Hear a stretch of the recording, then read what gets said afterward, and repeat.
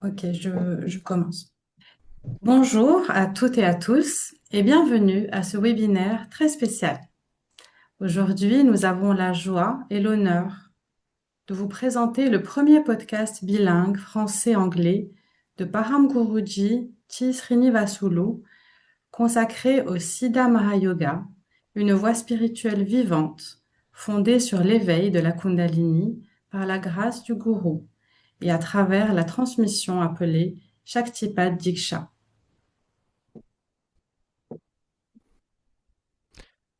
Good day and welcome to this very special webinar. Today we have the joy and the honor of presenting to you the first bilingual French-English podcast by Paramguruji Colonel T. Srinivasulu dedicated to Siddhama Yoga, a living spiritual path based on the awakening of Kundalini through the grace of the Guru by means of transmission known as Shaktipat Diksha. Ce podcast est co-organisé par Paramguruji Colonel T. Srinivasulu, maître spirituel de la tradition du Shaktipat, et Guru Jacques, qui accompagnera cette rencontre et assurera la traduction en français, afin que les auditeurs francophones puissent recevoir pleinement les enseignements transmis aujourd'hui. This podcast is co-organized by Paramguruji Colonel T. Srinivasulu, a spiritual master in the Shaktipat tradition, and Guru Jacques, who will accompany this encounter and provide French translation so that the French-speaking listeners may fully receive the teachings that are transmitted today. Avant de commencer, permettez-moi de me présenter brièvement. Je m'appelle Samira, je suis une sadhak, pratiquante du Siddha Mahayoga, et j'ai reçu la Diksha de Guru Jacques il y a quelques mois. Je suis très heureuse d'assurer aujourd'hui la modération de cette rencontre. Before we begin, please allow me to briefly introduce myself. My name is Samira, and I am a sadhak, a practitioner of Siddha Mahayoga, and I received Diksha from Guru Jacques a few months ago. I am very happy to be moderating today's encounter. Nous allons maintenant vous présenter le parcours exceptionnel de Paramguruji Colonel T. Srinivasulu. We will now introduce to you the exceptional journey of Paramguruji Colonel T. Srinivasulu.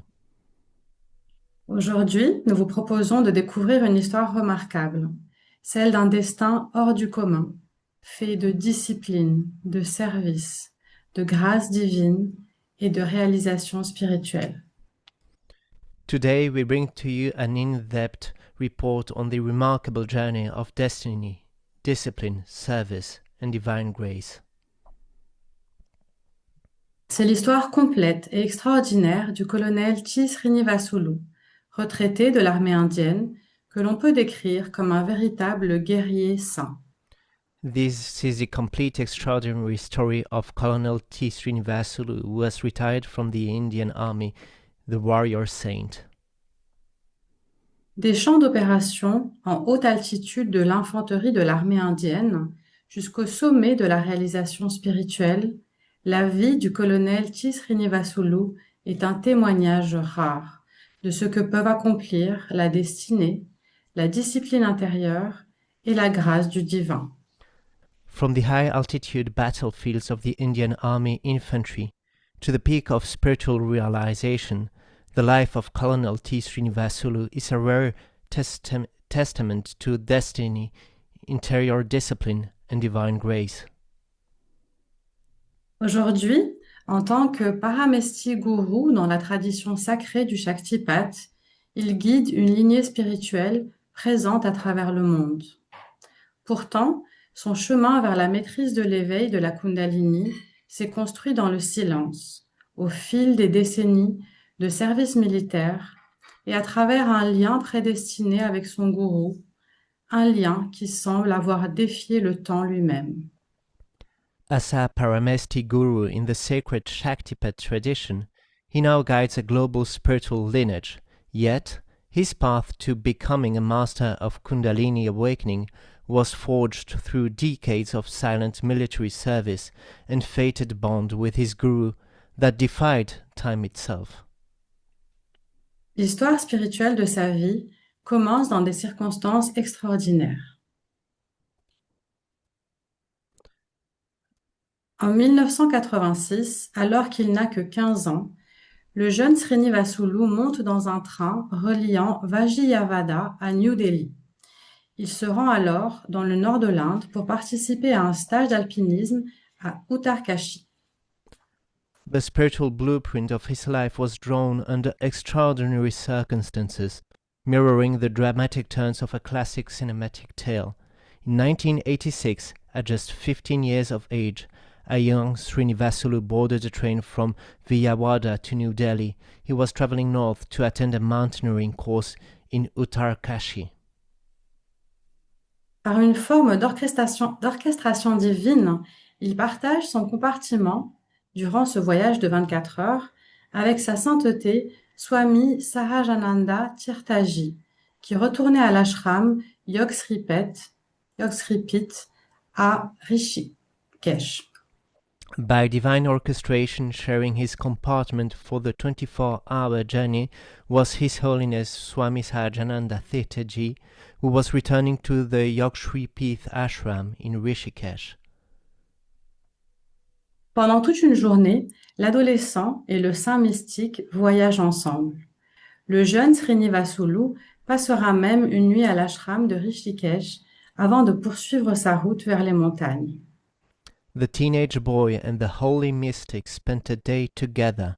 The young Srinivasulu even spent a night at the Rishikesh ashram before heading to the mountains. Mais aussitôt après cette rencontre, le destin semble refermer le rideau. Le jeune garçon et le saint se séparent. Et Srinivasulu entre alors dans un tout autre monde, celui de la rigueur, de la discipline et du service militaire. However, destiny immediately drew a curtain over this meeting. They parted ways, and the young boy entered a completely different world, one of rigorous military discipline. En 1988, Srinivasulu intègre la prestigieuse Académie de défense nationale à Pune, puis poursuit sa formation à l'Académie militaire indienne à Dehradun. Srinivasulu entered the prestigious National Defense Academy in Pune in 1988, followed by the Indian Military Academy in Dehradun. En 1992, il est nommé lieutenant dans l'infanterie de l'armée indienne. Pendant plus de 32 ans, il sert dans plusieurs zones opérationnelles à haut risque. En tant qu'officier, il respecte des protocoles militaires stricts concernant la discrétion, l'exposition publique et l'usage des réseaux sociaux. Cette vie de service l'amène donc à rester presque totalement en dehors de la sphère publique. In 1992, he was commissioned as a lieutenant into the infantry, and for over 32 years he served across multiple operational high-risk theaters of the Indian Army. As an officer, he adhered to strict military protocols regarding social media and public visibility. This enforced a life of absolute privacy, keeping him entirely out of the public eye. Mais la graine spirituelle plantée dans ce train en 1986 n'a jamais disparu. Yet the seed planted on the train in 1986 never died. Exactement 21 ans plus tard, en 2007, le destin tient sa promesse. And exactly 21 years later, in 2007, the universe delivered its promise. Alors officier dans l'armée, il rend visite à un ami d'enfance à Hyderabad, le docteur Chandra Sekhar.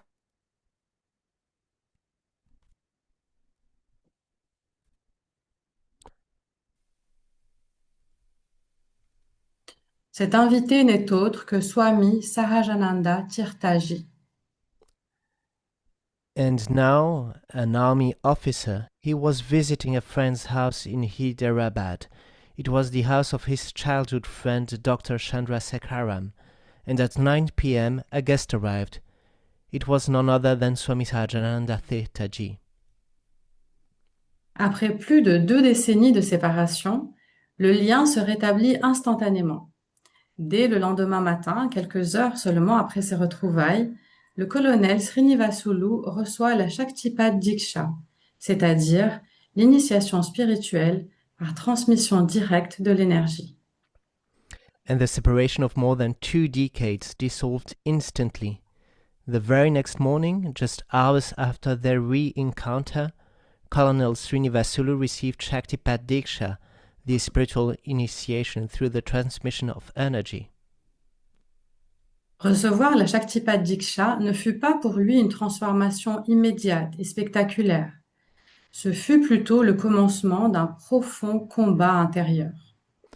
Receiving Shaktipat Diksha was not an overnight transformation, a spectacular one. It was the beginning of an intense internal battle. Durant les 2 premières années, les mouvements physiques et énergétiques, appelés kriya, ne se manifestent pas encore. For the first 2 years, the physical and energetic movements known as kriyas did not manifest. Reconnaissant la nature particulière de son disciple, Swami Sahajananda Tirthaji le guide alors à travers des pratiques fondamentales exigeantes. Tout en continuant à commander ses troupes, le colonel pratique des hawans, des rituels de feu sacré, récite de puissants mantras et s'engage dans des pratiques avancées de pranayama, le contrôle du souffle. Recognizing his disciples' unique dispositions, Swami Sahajananda Tirthaji put him through rigorous foundational practices. While commanding troops, the colonel performed holy hawans, fire rituals, chanted powerful mantras, and practiced advanced pranayama or breath control techniques.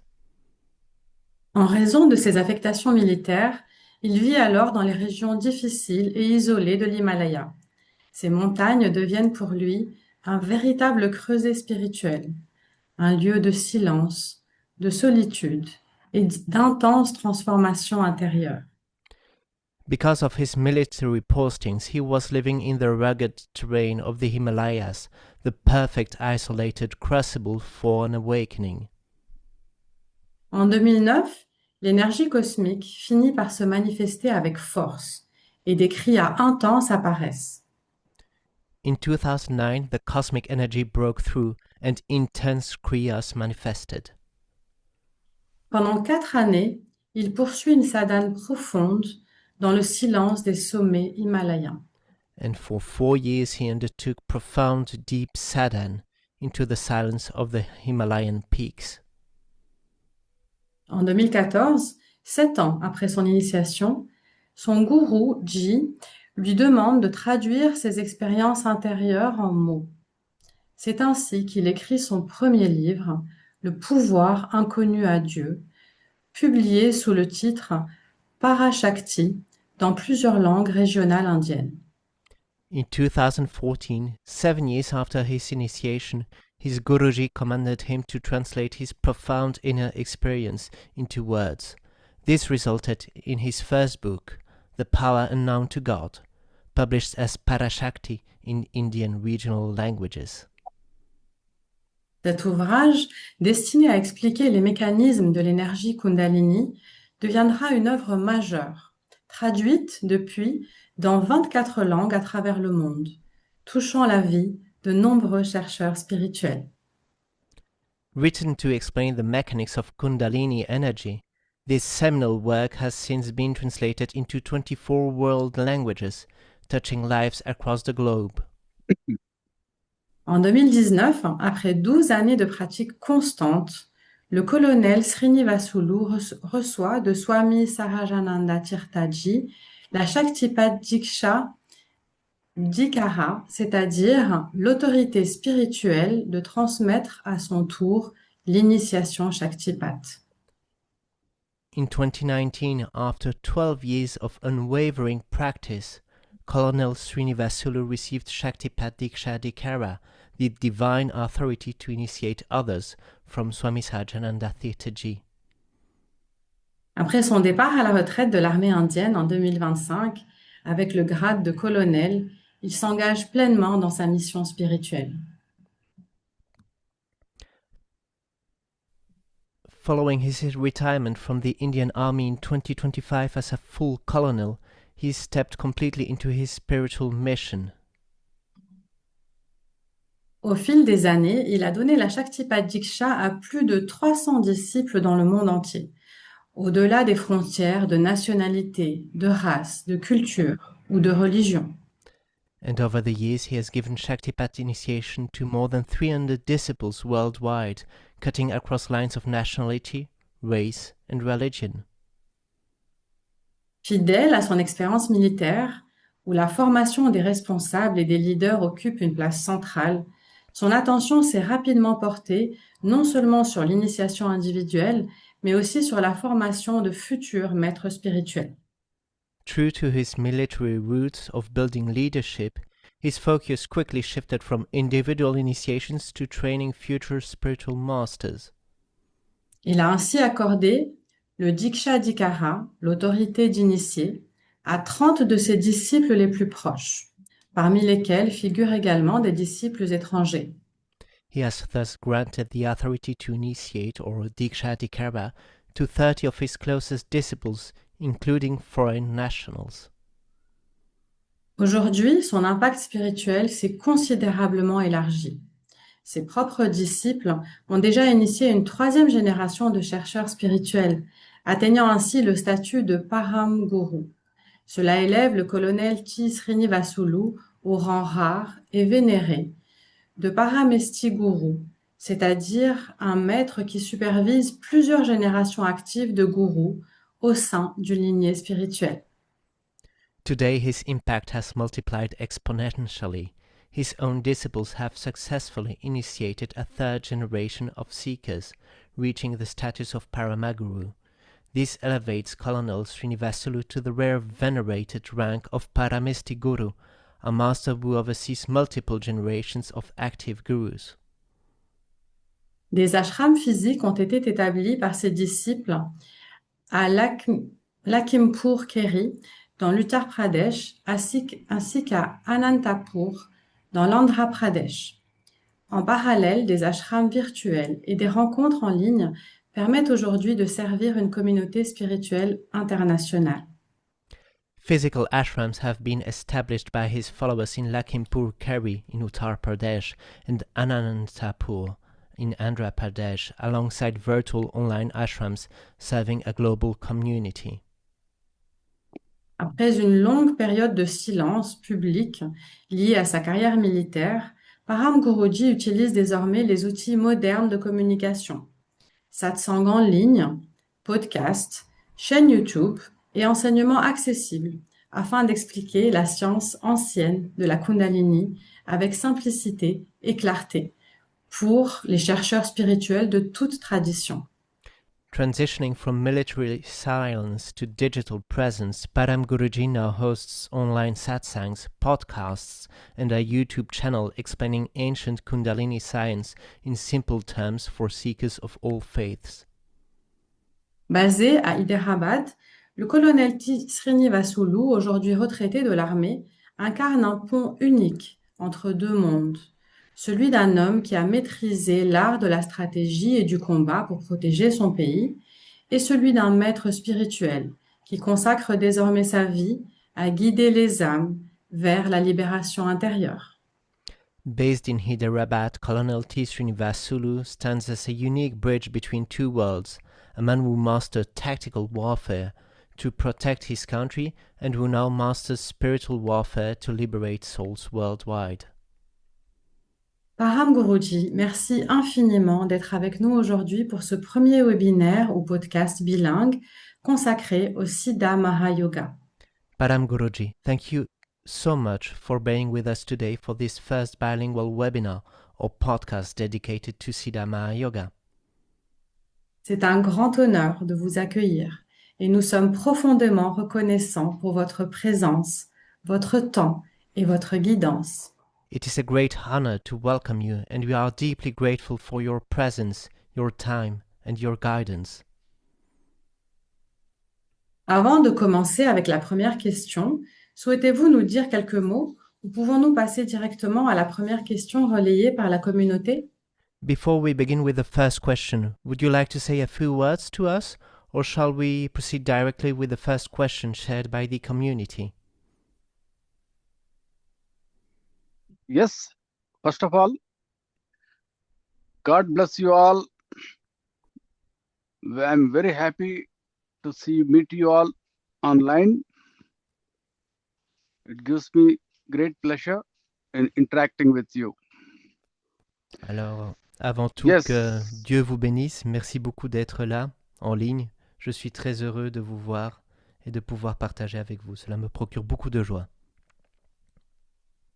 Yes, I would like to add a few things. It is very nostalgic for me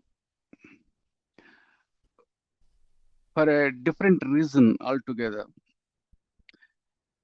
I met my Guruji, His Holiness Swami Sahajananda Tirtha, when I was a 15 or 16-year-old kid on board a train.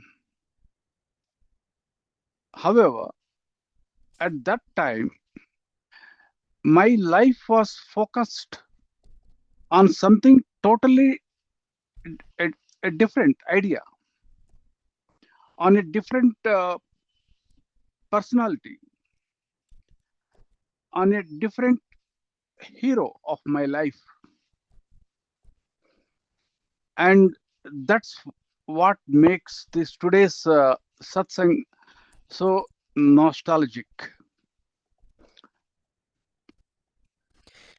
Alors, ce que je vais vous dire est empreint de nostalgie, et ce pour plusieurs raisons. Le fait est que j'ai rencontré mon propre Guruji, sa sainteté Sri Swami Sahajananda Tirtha, à bord d'un train quand j'avais 15-16 ans. Mais cependant, à l'époque, mon focus dans la vie était sur quelque chose de très différent. Et j'avais une toute autre personnalité. Et le héros de ma vie était également très différent. C'est pourquoi aujourd'hui va être empreint de nostalgie. And do you want to know who's my great hero used to be? Voulez-vous savoir qui était mon grand héros à l'époque? Your French Emperor Napoleon. C'était Napoléon, que vous connaissez fort bien. So, let me tell you this. Must have read the biography of your Emperor Napoleon more times than I've read Shakespeare literature. Le fait est que j'ai dû lire la biographie de Napoléon plus souvent que ce que je n'ai lu des ouvrages liés à la Shaktipat. And I have read his biography so many times. I was so much inspired by his life and times. And more importantly, there is some other gentleman whom we both shared. Like your emperor also loved him, so also I loved him. That gentleman is known as Mr. Goethe. He was a German philosopher, but because of his connection with Napoleon, I always thought he was also a Frenchman. Alors, le fait est que oui, en effet, j'ai plus souvent lu sa biographie que de la littérature sur Shaktipat parce qu'il m'a tellement inspiré. Et qui plus est, lui et moi, nous avions également beaucoup d'affection pour un autre grand homme. C'était un philosophe allemand, Goethe, que vous connaissez très certainement. Mais moi, à l'époque, comme je me disais que Napoléon appréciait tellement Goethe, je pensais que Goethe était français. Yes, because today's satsang has got a connection also with my childhood memories, because I was so inspired by the life and times of Napoleon and the teachings of Goethe. Et donc la satsang d'aujourd'hui va être liée à mes souvenirs d'enfance car j'ai tellement été influencé par les réflexions de Goethe et la vie de Napoléon. Let me tell you the famous quote of Goethe, by which I was so much inspired in my childhood. I quote, boldness has genius, power, and magic in it. I unquote. Et permettez-moi de partager avec vous cette citation de Goethe qui m'a tellement marqué. L'audace est marquée de génie et empreinte de magie. These are the very words of the Sanskrit literature as such. Et le fait est que ce sont là des mots que l'on peut retrouver dans la littérature sanskrite également. This happened around the time when I met my Guruji, His Holiness, when I was a 15 or 16-year-old kid. I was traveling to attend a mountaineering course in the Himalayas. Et donc cette citation, je l'avais fort à l'esprit à l'époque où j'ai rencontré mon Guruji, sa sainteté Sri Swami Sajananda Tirtha, alors que j'étais dans ce train à 15-16 ans et que je me dirigeais dans les montagnes pour suivre ce cours d'alpinisme. And at that time in my life, as a kid, when my mind was so much inspired by great men like Napoleon and Goethe, when I went to the Mountaineering Institute in the Himalayas, I was shocked when I saw the motto of the institute. There I found it's written in bold letters, success lies in courage. Et donc, alors que j'étais cet enfant tellement influencé par les propos de Napoléon et de Goethe, lorsque je me suis rendu dans cet institut dans les Himalayas, j'étais choqué par le slogan de l'institut. And could I ask you to repeat the motto, please, paramguruji? Yes, success lies in courage. Le succès dépend du courage, repose sur le courage. That's it. Et This voilà, is the central idea. c'est là l'idée centrale. We are going to visit this central idea again and again, I'm sure, in the course of our satsang today and also in the future. Et je suis sûr qu'on va revenir à cette idée centrale aujourd'hui à moult reprises à l'occasion de notre satsang, mais aussi à l'avenir. So today when I interact with you all, I was remembering those my childhood days. So it was so nostalgic for me. Et donc aujourd'hui, oui, est empreint de nostalgie et la préparation à cette satsang a été empreinte de nostalgie parce que j'ai repensé à mon enfance. Okay, please go ahead with your questions. Et donc je vous en prie, passons donc aux questions. La première question est, comment discerner la juste limite entre le service et le fait de s'occuper de ses propres affaires? So the first question is how to draw the line between service and taking care of one's own affairs. Okay, very nice question. Like so many issues in life, there is no direct answer for this. Alors c'est une très belle question et comme pour tant de choses dans la vie, il n'y a pas de réponse directe à cette question.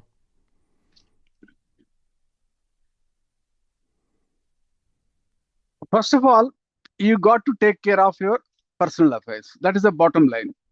No one is stopping you from doing that. Alors tout d'abord, la première chose, c'est que vous devez vous occuper de vos affaires personnelles, de vos propres affaires. Ça, c'est la base et personne ne peut vous en empêcher. Next, when it comes to the guru, serving the guru, you got to understand the actual reason behind it. Et ensuite, lorsqu'on parle du service au gourou, vous devez comprendre le pourquoi du service au gourou. It is not what you are thinking, like how much time to cater for my personal affairs, how much time to cater for serving my guru. It is not like that. Your thinking itself is in a wrong direction. And I will tell you what is the right direction on this.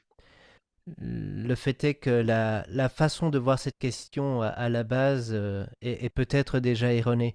La question n'est pas de savoir combien de temps on va dédier à ses affaires personnelles et combien de temps on va passer à servir le gourou. Je vais vous expliquer. Serving the guru is just a technique to make your mind keep it focused on the guru.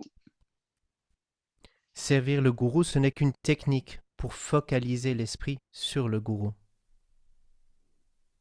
So it is not about catering or dividing your time between your personal affairs and between your guru. No. Il ne s'agit Serving the guru is a technique, a means to an end. Il ne s'agit donc vraiment pas de répartir votre temps, vos activités, entre activités personnelles et servir le gourou. Non, servir le gourou est un moyen qui sert une fin. I will tell you the reason. Human mind is like a monkey. Laissez-moi vous expliquer. L'esprit humain est comme un singe. Make it drink a bottle of your French wine. Faites-le boire une bouteille de vin français. And now let a scorpion bite it. Et ensuite, laissez un scorpion le mordre. Now can you imagine the state of the monkey? Imaginez un peu l'état du singe. The human mind is exactly like that monkey which has been bitten by a scorpion and is already drunk with wine. L'esprit humain est tout à fait comme ce singe qui a bu la bouteille de vin et qui a été piqué par le scorpion. So it becomes extremely difficult to keep the mind focused onto any idea. Il est très difficile pour l'esprit humain de se focaliser sur une idée. So what we do, we undertake various measures so that the mind is tied down into the idea. Que faire alors? Eh bien, on entreprend plusieurs mesures pour que l'esprit se focalise, s'accroche à certaines idées ou à certaines actions. That's it. So basically, you are making your mind forcefully focus on something by tying it with some, or rather anchoring it with something. Et c'est tout. En réalité, vous ne faites que ancrer votre esprit d'une façon ou d'une autre sur quelque chose. I'll give you an insight. For example, what happens in meditation? In meditation, let's say, you pick up any object, you try to focus your mind. For example, let's say this is my power bank. It is an object. When I focus my mind on the power bank, there's no magic in this power bank. It is a technique. I'm using it as an instrument so that my mind doesn't get drifted left, right. Laissez-moi vous dire quelque chose. Imaginons, je suis en méditation et je prends un objet. Je vais me focaliser dessus. Je prends par exemple ma batterie. Eh bien, je peux utiliser cette technique pour me focaliser sur cet instrument, cet objet, quand bien même il n'a rien de magique à la base, mais c'est juste un outil. So therefore, when your mind is focusing on your guru, it is nothing to do with that guru as a person. Et donc, lorsque votre esprit est focalisé sur le gourou, cela n'a rien à voir avec le gourou en tant que personne. Here, the God is being visualized in a different form altogether.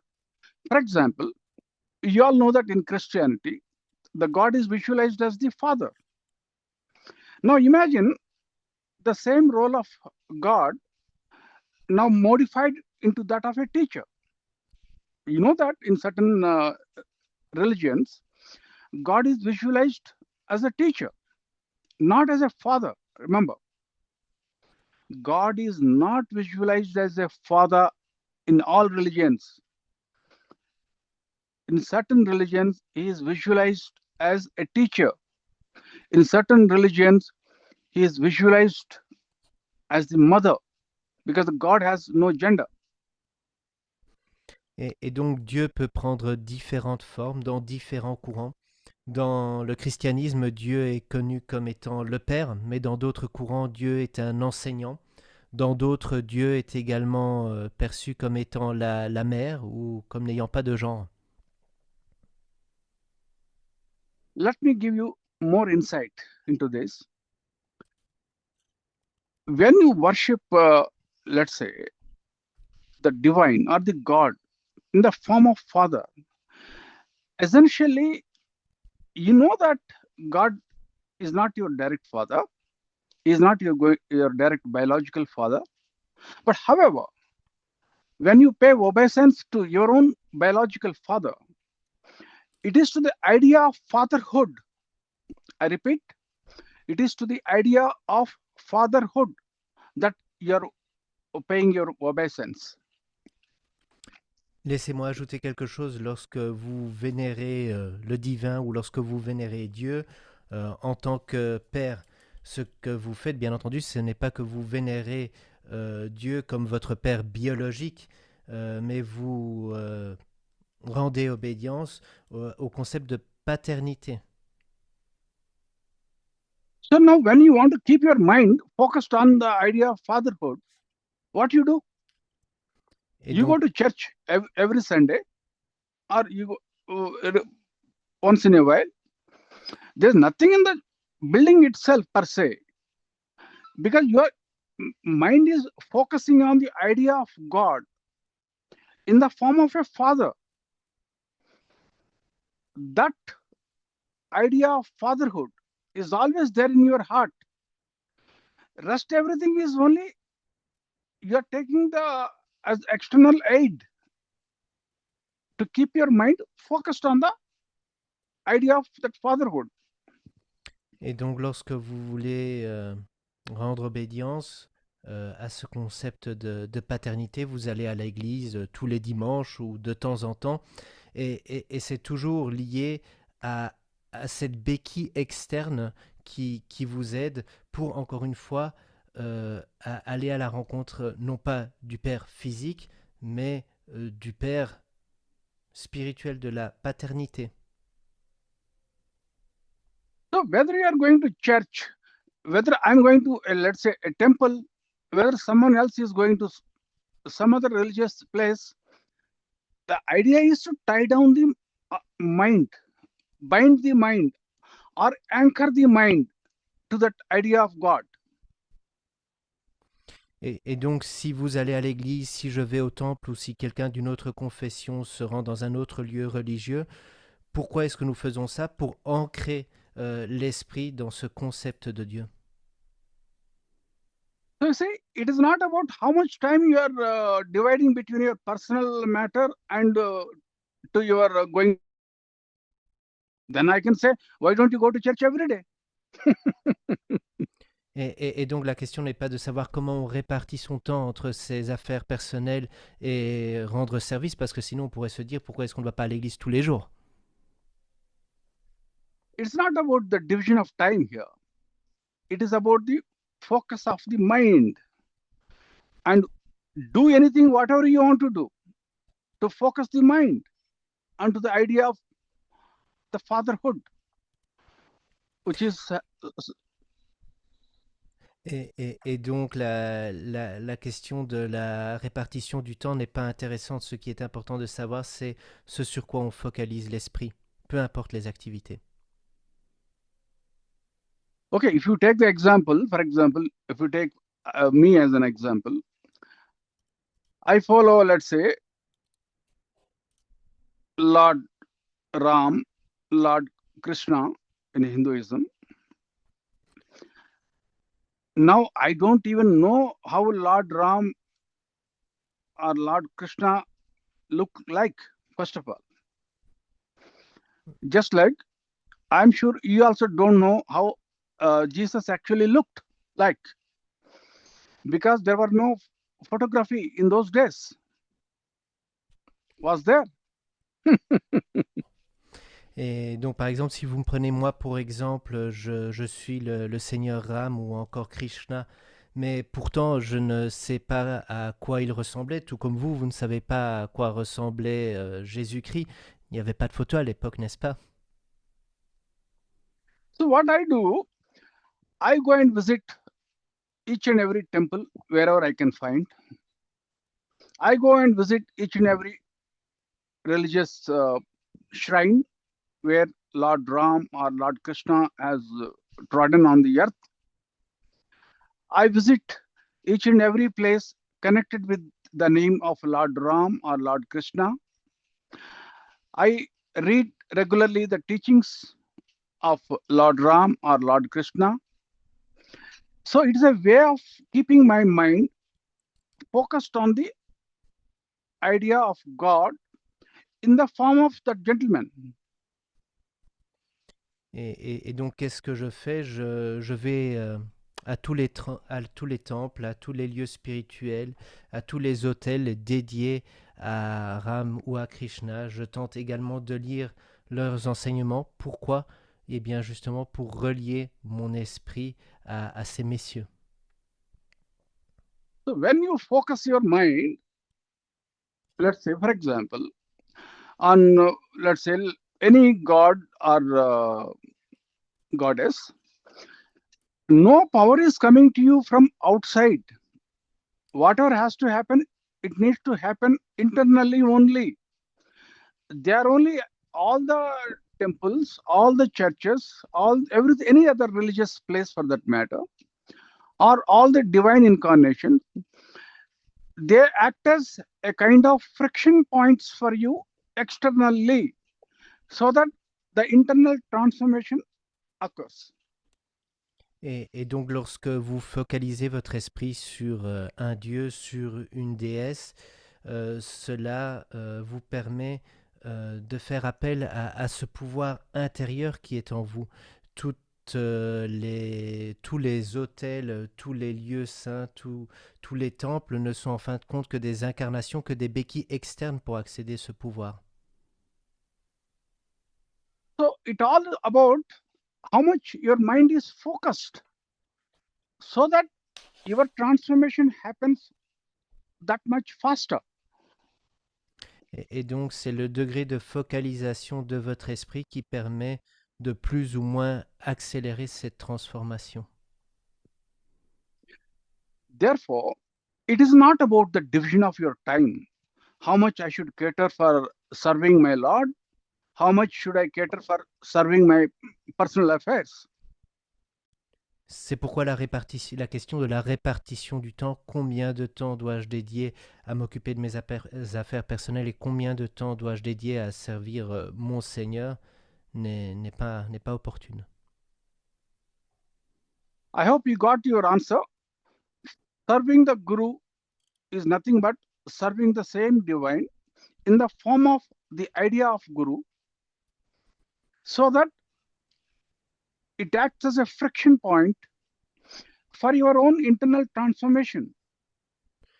Et donc j'espère que cela répond à votre question, que vous comprenez donc que servir le gourou, ce n'est qu'un relais pour servir le divin, Dieu, sous forme d'idée de gourou pour la transformation intérieure. I hope you got your answer. J'espère que cela répond à votre question. Samira? Samira? Yes, thank you, paramguruji. God So the bless next, you. yes. So the next question is, la question suivante est, la pratique du yoga est-elle recommandée? So the next question is the practice of yoga recommended? Do you mean the Hatha Yoga? That is asana, pranayama? De quel type de Yes, yoga parlez-vous donc? Oui. oui. Du hatha yoga, des asanas, des... Perfect. You must practice because it is like a physical exercise. The more you practice, you will enjoy good health. If you keep your health in a good condition, you will be able to practice your spiritualism that much more. C'est très bien, vous pouvez pratiquer ces yogas. C'est une très bonne forme d'exercice qui vous gardera en bonne santé. Et plus vous restez en bonne santé, plus vous pouvez avancer dans votre voie spirituelle également. Today, we see so many disciples. We have to reject. We can't give them Shaktipat initiation because the health is not supporting them. Aujourd'hui, on rencontre tellement d'aspirants sadhak à qui on ne peut pas conférer la diksha parce que leur santé ne suit pas. And when you are born as a human being, the primary purpose of a human birth of flesh and blood is to free yourself from your karma and debts and free yourself from the cycle of birth and death. That is possible only as long as you enjoy good health. Et lorsque vous vous incarnez en tant qu'être humain, lorsque vous naissez, vous n'avez qu'une seule mission, c'est de vous libérer du cycle karmique et de ce cycle des morts, de la mort et de la naissance. Et cela n'est possible que si vous êtes en bonne santé. But do remember, good health is a means to an end. And the end is yoga practice. Mais n'oubliez pas que la bonne santé est un moyen pour atteindre une fin. Et quelle est cette fin? C'est la pratique du yoga. If you don't maintain your health, you can't practice yoga. If you can't practice yoga, you're stuck in this cycle of birth and death, and you're eternally anchored onto the planet Earth. Do you want it? Si vous n'êtes pas en bonne santé, vous ne pouvez pas pratiquer le yoga. Et si vous ne pouvez pas pratiquer le yoga, alors vous êtes emprisonné dans ce cycle de naissance et de mort et coincé sur Terre. Est-ce que c'est ça que vous voulez? So therefore, God has given you a chance. You got a nice healthy body, but maintain it. If you don't maintain the body, it will get diseased. It is just like maintaining your automobile. It will Et, ditch you otherwise. et c'est pourquoi Dieu vous a donné une chance et cette possibilité d'avancer avec votre corps. Mais ce corps, vous devez l'entretenir, tout comme vous devez entretenir votre automobile. Sinon, vous allez apprendre une autre leçon. But don't be health freak. Don't be paranoid about health. Mais ne soyez pas non plus parano par rapport à la santé. N'exagérez pas. As I said, good health is a means to an end. It is not the end itself. Understand the difference. Comme je l'ai déjà dit, la bonne santé est un moyen qui sert une fin, ce n'est pas une fin en soi.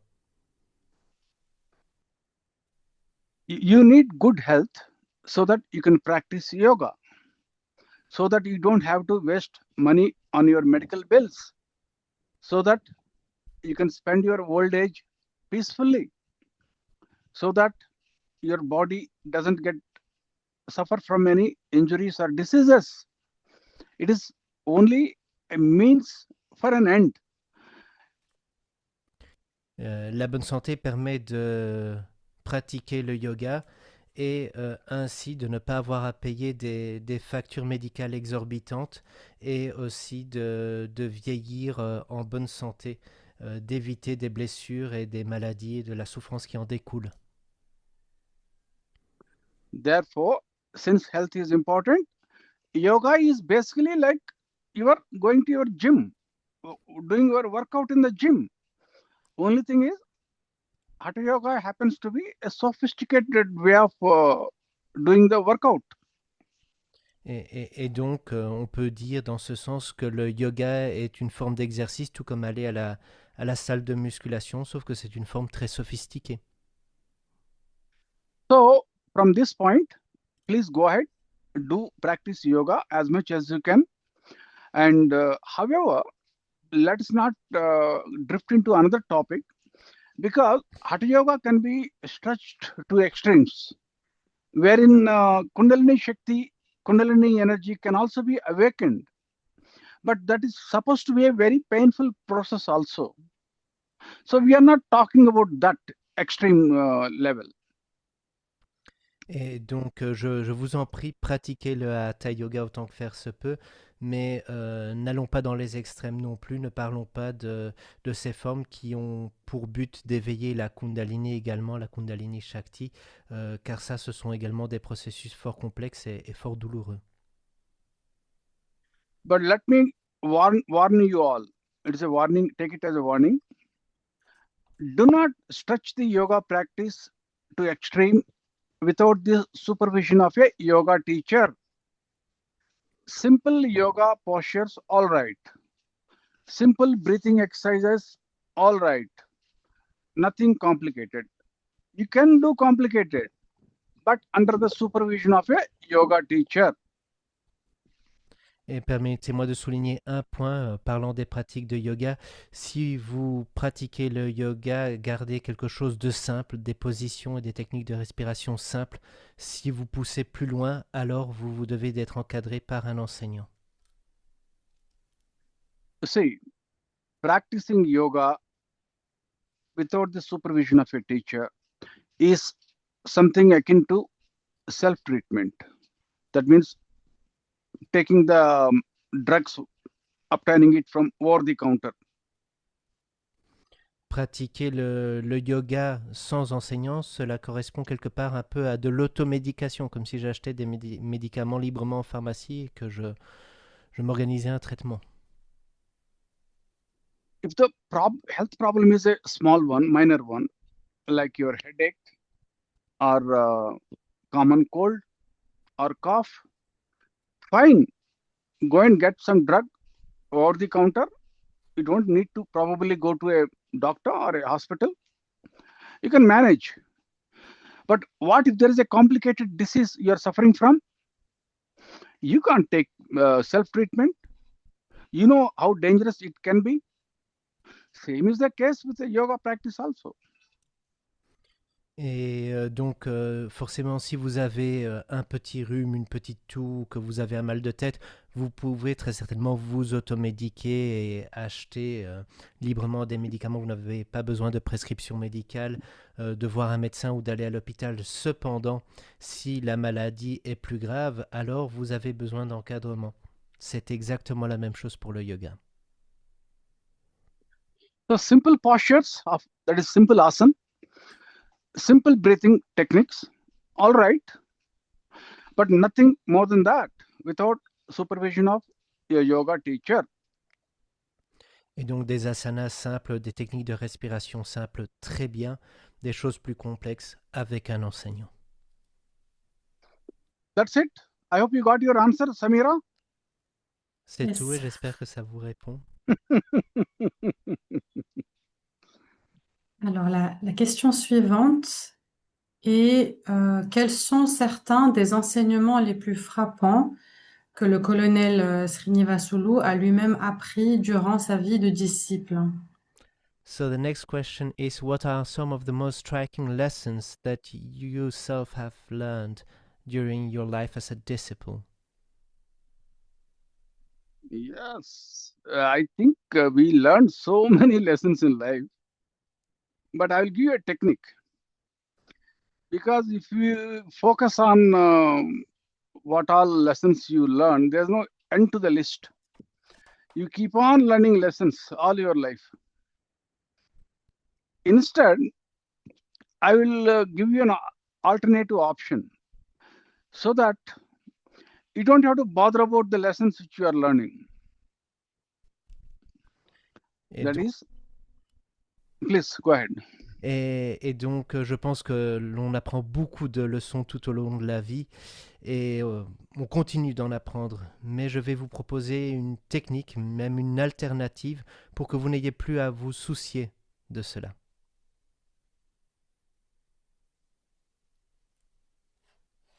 Let us take example. Samira is taking a boat from, let's say, French coast going to English coast. You are crossing the channel, English channel. Now, let's imagine you are doing it, let's say, olden days when there were no GPS. You had only the magnetic compass. And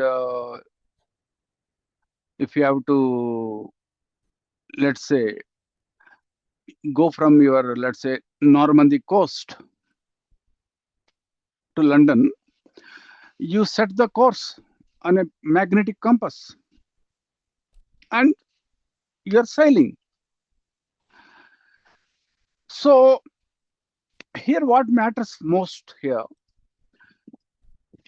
is your focus on the direction, your focus on the compass needle.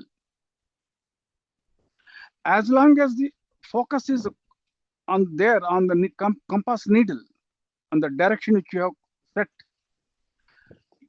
you are safe. One day you are going to reach the English coast. Imaginons maintenant par exemple que Samira veuille se rendre de la côte de Normandie en France à l'Angleterre. Elle doit traverser la Manche, mais qu'elle le fait à une époque où il n'y avait pas de GPS. Elle suit donc la boussole, elle utilise sa boussole et vogue. Et ici, ce qui est important, c'est juste de suivre le cap, de suivre cette aiguille. Et tant qu'on le fait, on sait qu'on finira par arriver à bon port. Suppose if I have to ask you, what all precautions which you will take, lessons to be learned while you are sailing from your French coast to the English coast, what will you say? You will say that, yeah. Si moi je vous demande quelles mesures de précaution vous devez prendre pour naviguer d'une côte à l'autre, qu'allez-vous me dire? Daily routine doesn't matter. Minor details don't matter much. As long as your focus is there on the direction which you have set. Vous allez me dire qu'il y a plusieurs petites choses, mais que le plus important, c'est toujours de suivre ce cap. As I said, human mind is like monkey. We keep making a lot of mistakes. Don't bother too much about them. Don't try to get put off by the lessons learned and all that. Keep your mind focused on your guru. That's it. It is game, set and match. Et donc, comme je vous le disais déjà tout à l'heure, l'esprit a tendance à ressembler à ce singe qui s'éparpille, mais contentez-vous de vous focaliser sur votre gourou et alors ce sera jeu, set et match.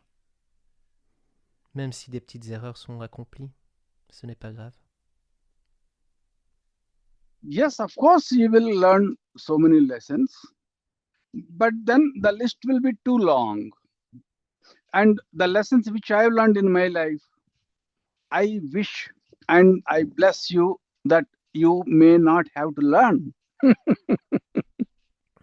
J'ai moi-même commis des erreurs et appris beaucoup de choses dans ma vie, et moi je souhaite que vous n'ayez pas à apprendre d'erreurs similaires, et en ce sens je vous bénis. And I wish sincerely that whatever difficulties I have faced in my life, whatever lessons I had to learn in my life, Samira doesn't have to learn those lessons. Et j'espère sincèrement que pour ce qui est des difficultés auxquelles j'ai été confronté et des leçons que j'ai dû apprendre dans ma vie, Samira ne devra pas traverser par la même chose. Notwithstanding it, definitely I will give you certain techniques, not techniques as such. I would like to sensitize you on a few issues. Cela étant dit, je voudrais partager quelques techniques ou plutôt quelques points avec vous pour que vous les ayez à l'esprit.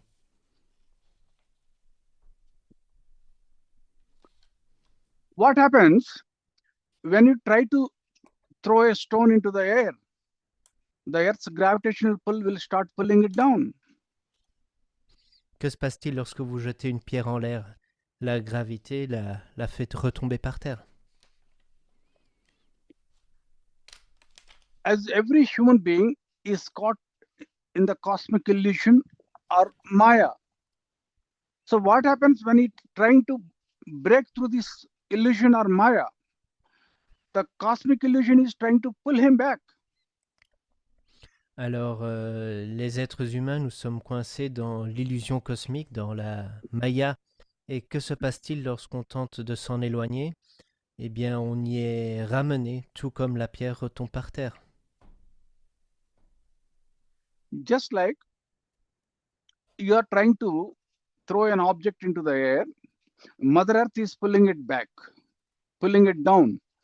Because you can't blame Mother Earth for that. Because the nature of the Earth is to pull everything down.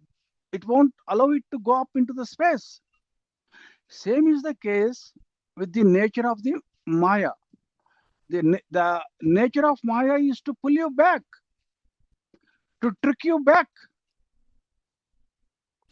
Et donc, tout comme lorsque vous jetez un objet en l'air, celui-ci est ramené et tiré vers la mer Terre. La Maya fait de même. Et c'est dans la nature tant de la mer Terre de tirer les objets vers elle que de Maya de tirer le chercheur vers elle. Et vous ne pouvez ni en vouloir à l'une ni à l'autre.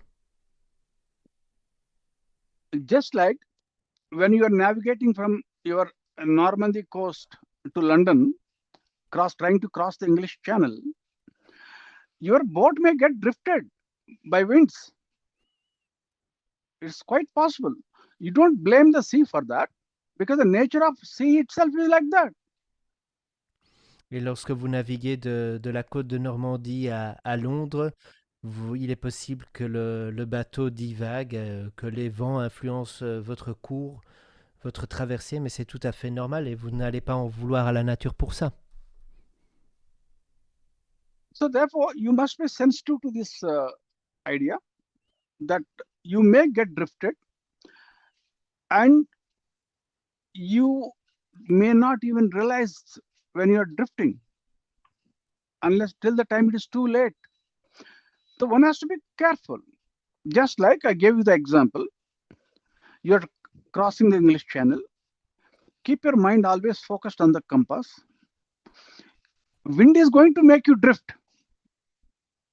Compulsorily, it is going to make you drift left, right. But if your mind is focused on the compass, before you drift too much, you will correct your course. Same is the case with the day-to-day life. Et il est tout à fait possible donc qu'en mer, vous divergez progressivement, que vous vous écartiez, que vous vous éloignez. Et dans la vie spirituelle, c'est tout à fait possible aussi. Mais tant que vous suivez le cap, vous pouvez toujours corriger le tir et continuer à avancer pour arriver à bon port. That's it. Just be careful. Keep your senses sharp and be on the lookout. C'est tout. And soyez prudents, gardez vos sens à l'affût, faites attention et cela devrait bien se passer. Next thing is, it's about quantum. It's about the quantum of your practice. For example, let's say you are training for some sports. Your coach has told you, prescribed some diet for you. You take it, you consume a few grams of it. It may not impact much. You got to eat in sufficient quantity. Similarly, if you're training for, let's say, um, for example, any sport for that matter, the amount of practice which you need to put in it needs to be considerable. Same is the case when it comes to yoga practice also. Et imaginons par exemple que vous vous entraîniez pour un sport, parce que je voudrais vous donner un autre point de référence lié à votre pratique. Un coach peut par exemple vous encourager à suivre un certain régime alimentaire. Et alors oui, si vous allez manger de ceci ou de cela, ça va peut-être avoir un certain impact. Mais ce qui est important, c'est que vous ayez une pratique et surtout un suivi constant et conséquent.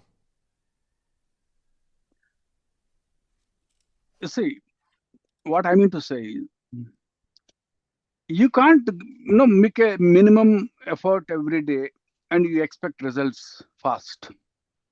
You got to put in adequate amount of effort first and over a sustained period of time. That's why in Siddha Maha Yoga, we say that if there is a serious yoga practitioner, 6 years he needs to practice before he achieves any benchmark. If he's a medium type of a person, at least 9 years. And if he's a very lethargic, at least minimum 12 years. So how much quantum of practice you are doing, how much quantum of time, how much quantity of time you are spending on yoga practice, that is another greatest lesson which I have learned in my life. Ce que j'essaye de vous dire, c'est que vous ne pouvez pas appliquer un effort minimal tous les jours. Ce qu'il faut, c'est essayer d'avoir une pratique constante et conséquence à la base. Bien entendu, on peut avoir un jour où on pratique un peu moins, mais en Siddha Yoga, on dit qu'il faut 6 ans à un pratiquant assidu pour arriver à une sorte de résultat. 9 années pour un pratiquant moyen et 12 années pour un pratiquant plus léthargique. And next thing is, what matters is the tenacity. I've seen people, they practice for a while and they don't see any result and they leave the path. Have you ever seen that animal, crab, sea animal, crab? Once it catches hold of something, it is not going to leave it. You will have to chop off its limbs, but it is not going to leave it. That is what is called as tenacity. Un autre point très important, c'est la ténacité. Certains pratiquants ont tendance à quitter la voie au bout d'un certain temps, qu'ils estiment suffisant. Or, la ténacité est essentielle. Si on prend par exemple le crabe, il est évident que lui, il a cette ténacité. Il peut même arracher un de ses membres s'il décide que c'est opportun pour arriver à sa fin.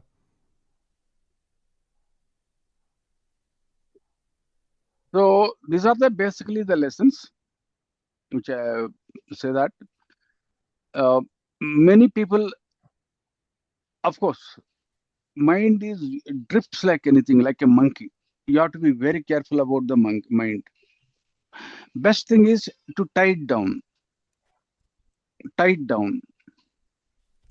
Et donc, oui, l'esprit, comme je vous l'ai dit, comme ce singe, il a tendance à divaguer. Donc, il est très important d'ancrer l'esprit. మీరు ఒకసారి రండి.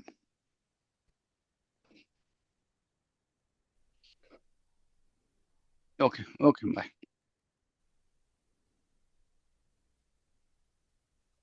Next thing is distractions because of your own karma which you have accumulated. Let's say in the past life one of your friend must have been trying to practice yoga systems, and you must have distracted your friend. Now that karma will now catch up with you. So you have to be careful about that.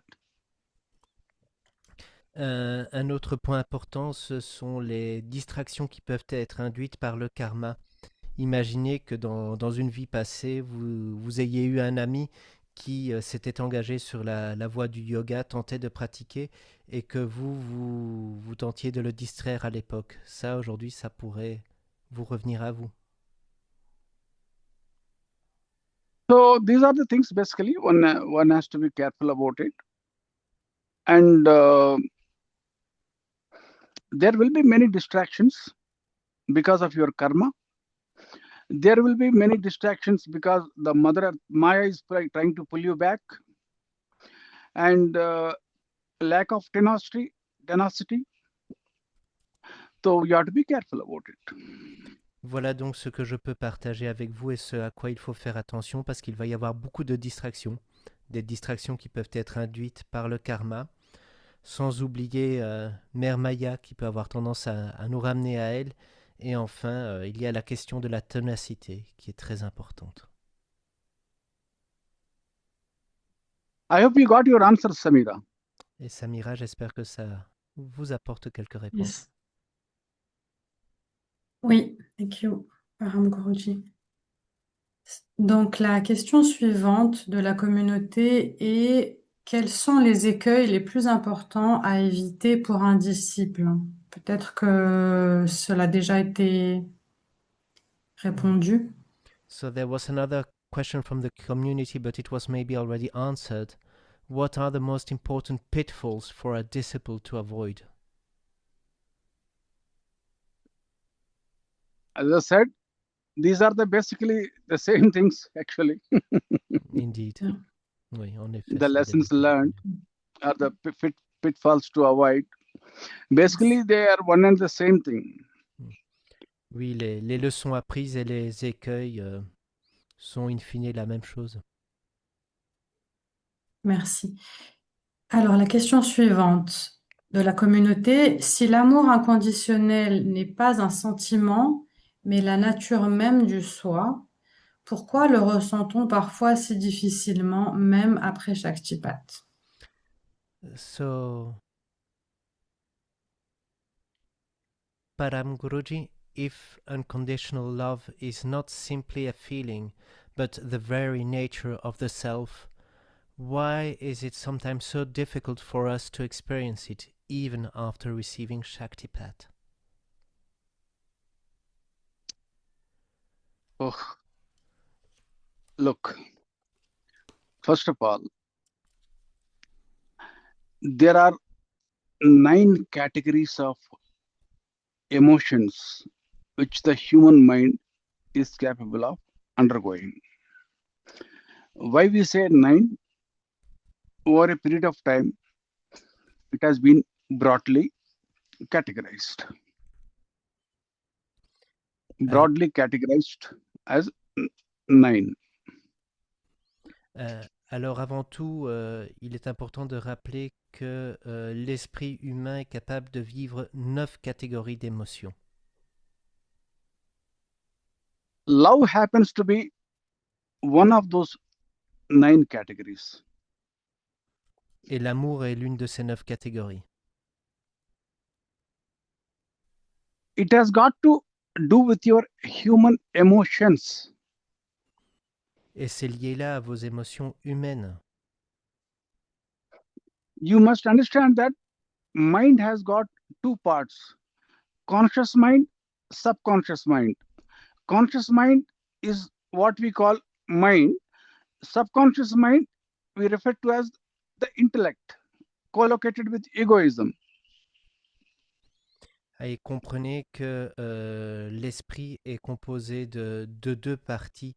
L'esprit conscient et inconscient, subconscient lui-même, composé de l'intellect et de l'égoïsme. Before I proceed further, I would like to educate you a little more in depth.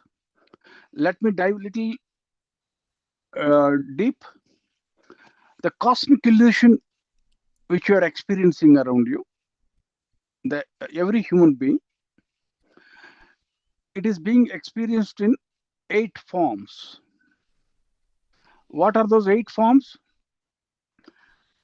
Intellect, egoism, mind, and 5 physical elements. Principle of earth, water, fire, wind, and ether. Et donc, avant de rentrer dans les détails, je voudrais vous donner quelques éléments de réflexion plus profonds, plus poussés, relatifs à l'illusion cosmique et à chaque être humain qui opère dedans et que l'on expérimente à l'intérieur de cette illusion par 8 formes. La forme intellectuelle, la forme égotique, l'esprit et 5 éléments physiques qui sont la terre, l'eau, le feu, l'air et l'éther. First, to understand this thing very, very clearly. The illusion which you experience.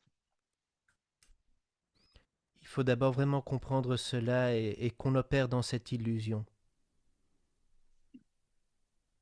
The illusion which you experience around you, it is being projected outward through your senses.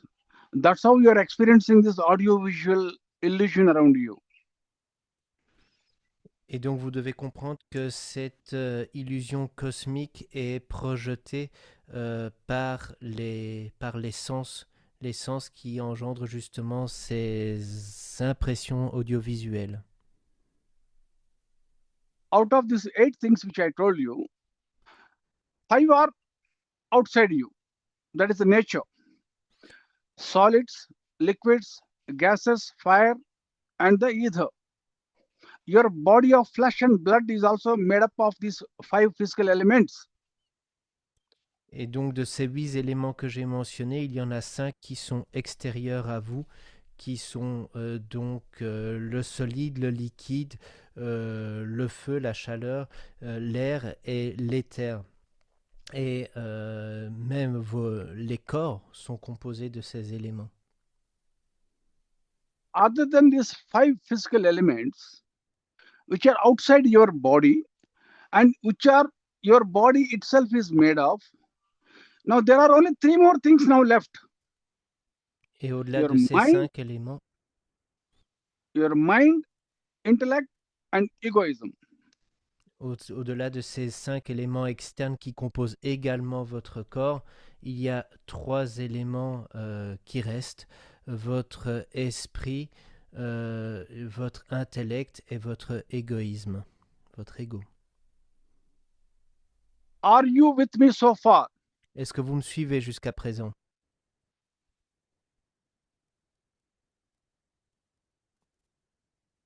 Samira. Samira.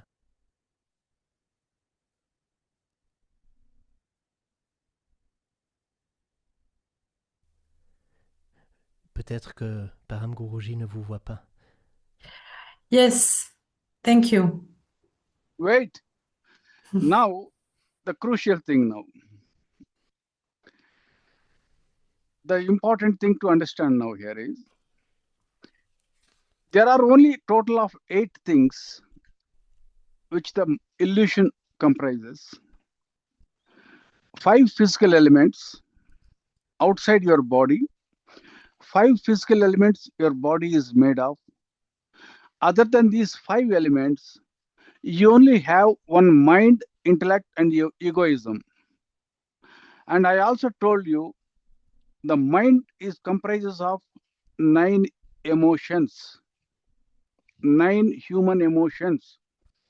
Love happens to be one of these emotions, like hatredness, anger, greed, pride, like that. Now, when it comes to intellect, it is the reasoning faculty. It is the rational, your rationality pertains to the intellect, the rational thinking, the logic, or the creativity. Intellect, or the subconscious mind, as you call it, has got logic and the creativity. There are two things there. That is the rational faculty, right? Now, where is the place for the so-called the concept of love? Now you tell me, now answer this first. Et donc, parmi ces 8 éléments, comme je vous l'ai dit, il y a ces 5 éléments physiques qui sont externes mais qui composent également votre corps. Et puis, il y a ces 3 autres composantes qui sont l'esprit, l'intellect et l'ego. Et l'amour est une de ces 9 émotions, au même titre que la haine, que la colère, que l'avarice, que l'orgueil. Et dans l'intellect, on a la raison, la rationalité, l'esprit critique, la créativité et dans l'intellect, on a également c'est la partie inconsciente qui est capable de créativité et de logique, ces fonctions rationnelles. Et partant de tout cela, moi j'ai la question suivante pour vous. C'est quoi l'amour? Répondez à ça d'abord. The nature of the self, truth absolute, consciousness absolute, bliss absolute. Where is love here? Et donc dans la nature du soi, il y a la vérité absolue, la conscience absolue, la paix absolue. Où se trouve l'amour là-dedans? Just because poets have glorified it, just because philosophers have glorified it, just because it is the word love is so sweet to hear, just because the experience of love is so sweet, is it because you are all getting carried away by the emotion of love? Et l'amour est juste glorifié par les penseurs et les philosophes parce il est si doux, il est si doux à être vécu également. Il a tendance à nous emporter. The emotion of love pertains to the mind. It doesn't even pertain to the intellect.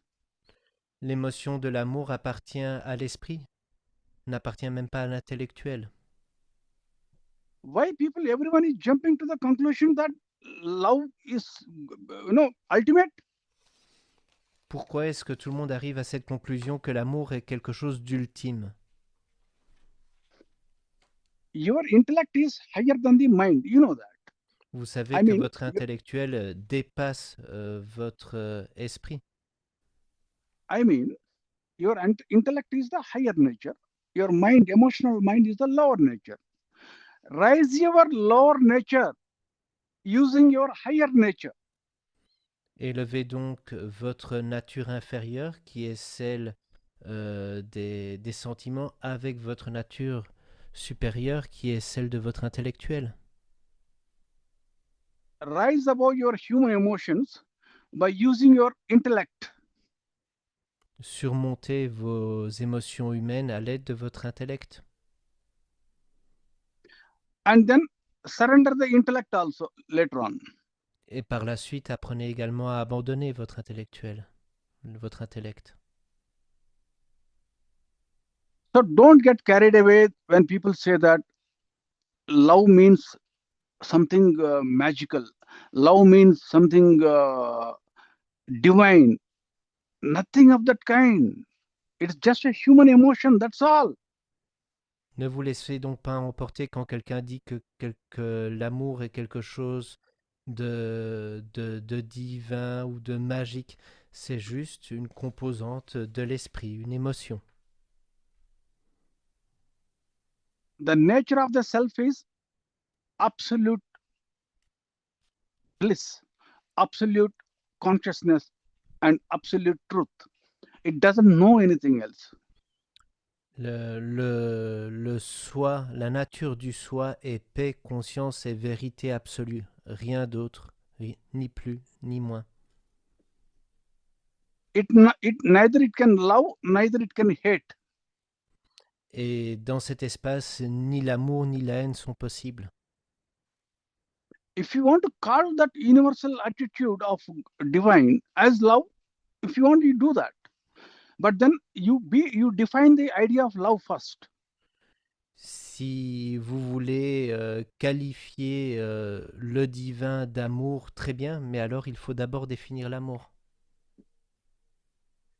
Anyway, now that you have raked up this idea of love, see, usually it is, we have, as per the Indian philosophies, there are 4 grades of love. Alors dans la philosophie indienne, lorsqu'on parle d'amour, il faut savoir qu'il y a 4 degrés d'amour, 4 types d'amour. The love between your, what do you call, siblings, friends, that's called as normal love. Alors il y a tout d'abord l'amour fraternel ou entre amis qu'on peut qualifier d'amour normal. The love Normal or between brother, paramguruji? normal. Okay. Normal, Forget c'est bien about the ça. idea of, forget about the concepts of brothers, sisters, everything. Dump them in a dustbin. Don't bring in human relationships here. L'amour normal donc. But I'm giving you the human relationships only for an example to classify these 4 grades of love. The love which you find among the friends, classmates, colleagues, neighbors, your siblings, this is called ordinary love or normal love. Donc la première catégorie est cet amour normal, ordinaire que l'on peut retrouver entre frères et sœurs, amis, collègues, dans la vie de tous les jours. The love you find between partners is called sweet love. L'amour entre partenaires est ce qu'on appelle l'amour doux, sucré, sweet, tendre. And the love you find between an unmarried boy and unmarried girl, between 2 lovers, is called sanctioned love. Ensuite, il y a l'amour entre 2 amants qui est l'amour sanctionné. And the most intense love is between a married partners, or rather extramarital affair. Et ensuite, il y a l'amour le plus conséquent, le plus imposant, qui est l'amour entre deux amants au sens où ce sont des personnes qui ont une affaire hors mariage. That is called obstructed love. Et on parle là d'amour obstrué, Society doesn't sanction it. qui n'est donc pas sanctionné. Therefore, it is supposed to be so intense or highest form. C'est pourquoi c'est la forme la plus intense, la plus élevée. But then all this is within the domain of human emotion only. Mais encore une fois, tout cela ne se cantonne qu'au domaine des émotions. It has nothing to do with self. Et cela n'a rien à voir avec le soi. I hope you got your answer, Samira. Et j'espère que cela apporte réponse, Samira. Oui, yes, paramguruji. So la question suivante de la communauté est comment la pratique spirituelle transforme-t-elle concrètement notre relation à l'argent sans tomber dans le déni du monde matériel? So, Paramguruji, the next question from the community is how does spiritual practice concretely transform our relationship with money without leading us to deny or reject the material world?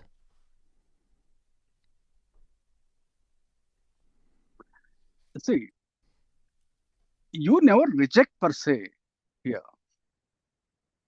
Because, as I said earlier also,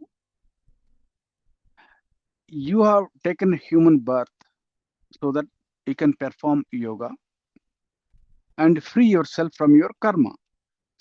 It is a chance given to you by the God. If that is the case, you got to maintain your body of flesh and blood. Please. Et donc, il ne s'agit pas, la question n'est pas liée au rejet, comme je vous l'ai déjà dit. Lorsqu'on prend naissance en tant qu'être humain, c'est afin de pouvoir pratiquer le yoga et de pouvoir se libérer du karma. C'est une occasion qui est donnée par Dieu le divin et partant, il est nécessaire de prendre soin de son enveloppe humaine. You got to eat. If you want to eat, you need money. If you need money, you got to work. Il faut manger et pour manger, il faut de l'argent et pour avoir de l'argent, il faut travailler. See, based on the karma of everyone, God will give a platform for the person to survive. No problem with that.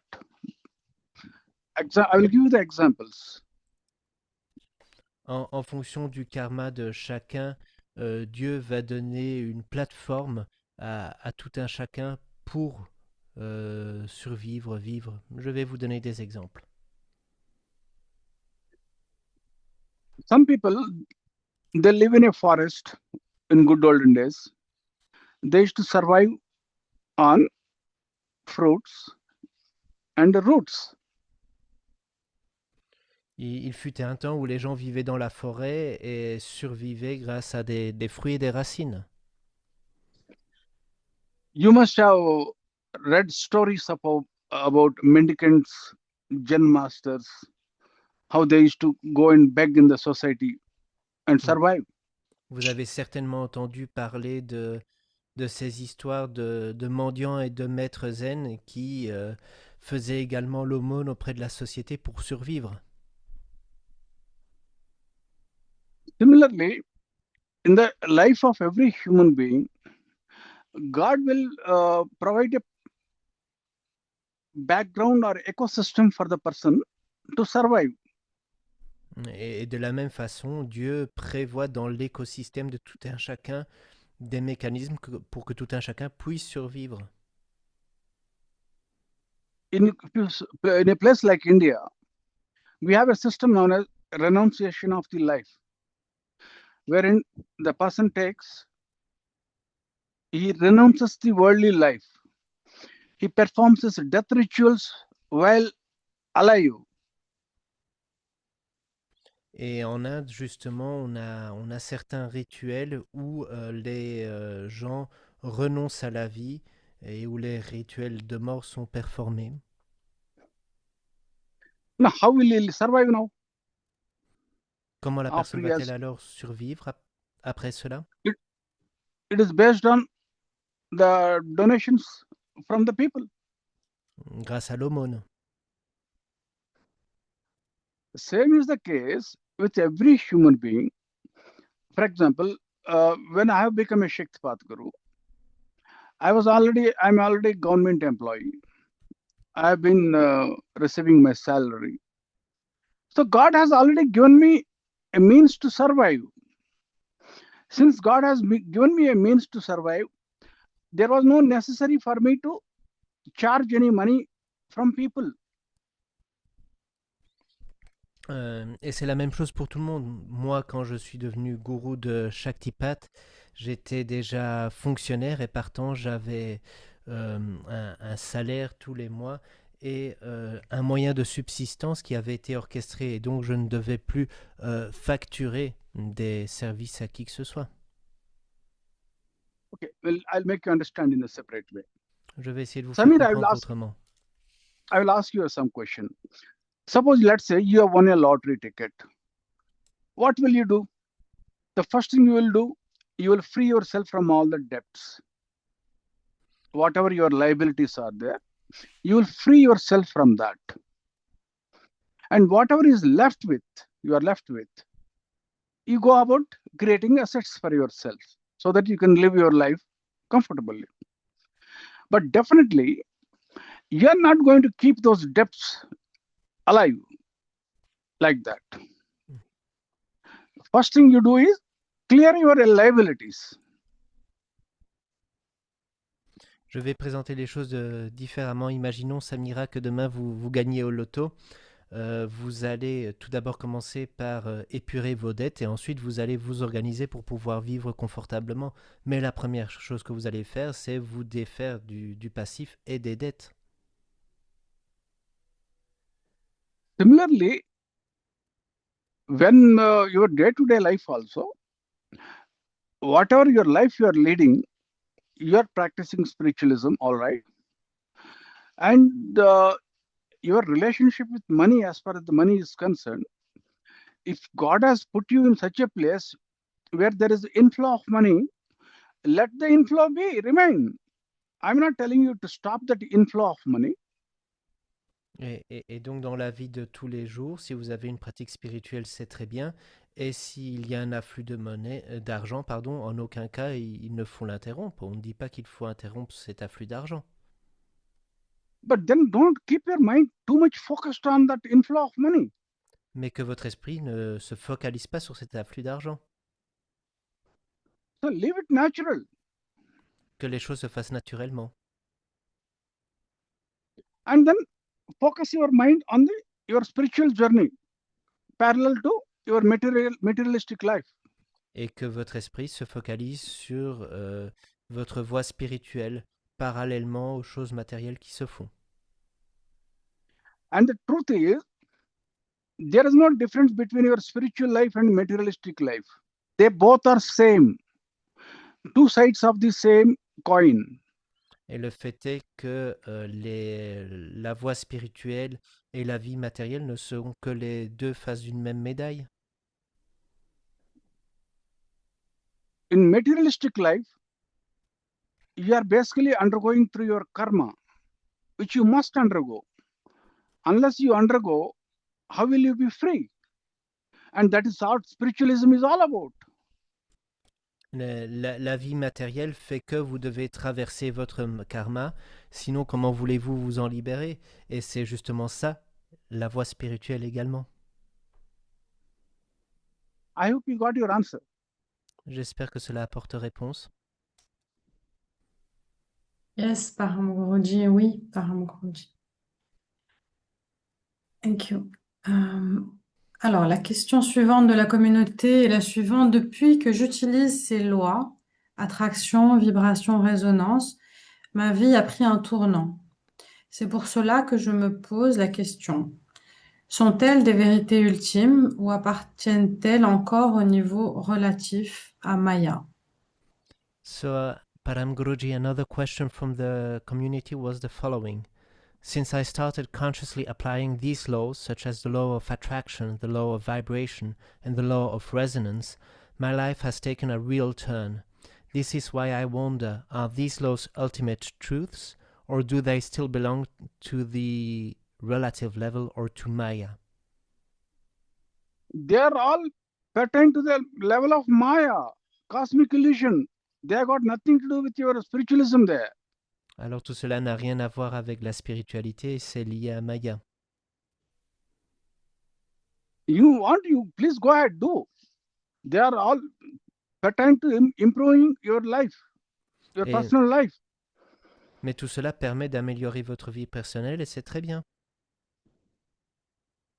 If you are successful in law of attraction, earning more money, you tell me also, I will also Et si vous êtes attract très more doué money. avec la loi de l'attraction pour attirer de l'argent, surtout n'hésitez pas, dites-moi comment faire, comme ça je pourrais aussi attirer de l'argent.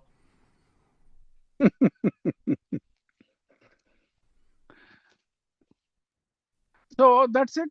They all pertain to the realm of Maya. They got nothing to do with spiritual progress or spiritual growth. Et donc ça n'a rien à voir avec la spiritualité, ça appartient à Maya.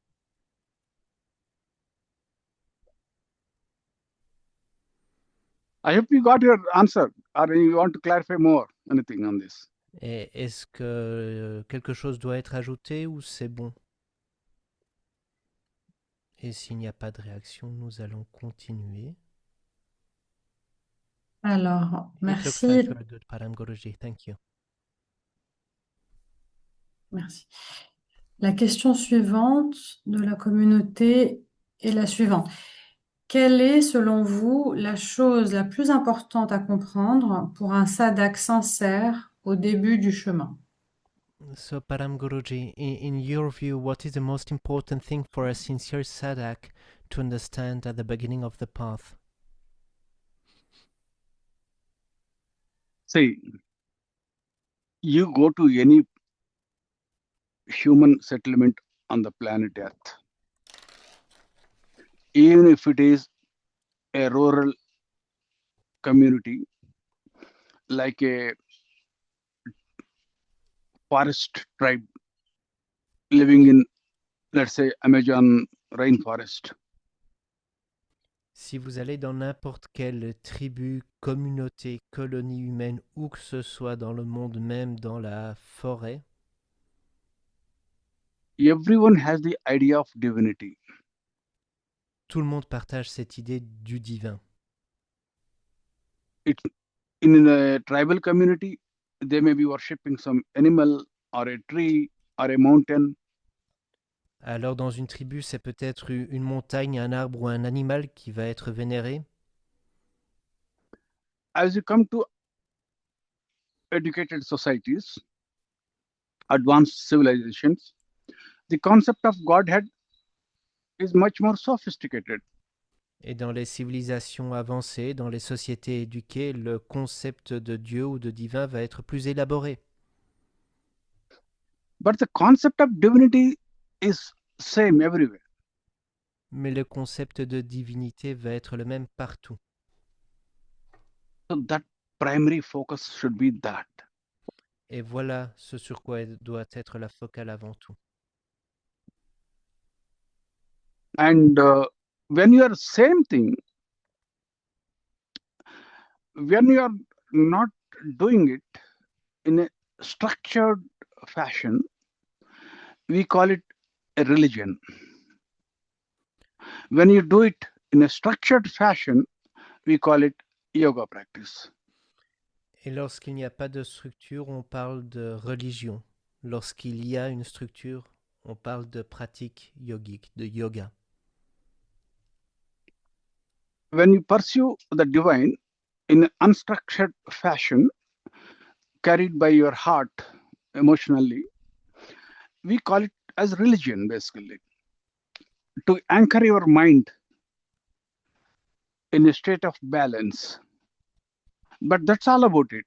Nothing else is going to happen. If you want to practice yoga, that is the actual structured way. In a systematic way, you go about doing it. Here, Guru comes into play.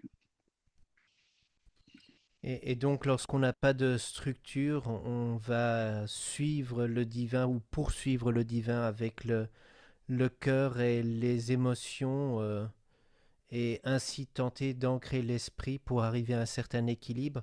Mais c'est tout ce qui va se passer. Lorsqu'il y a une structure, lorsqu'il y a le gourou, alors on est dans une pratique yogique.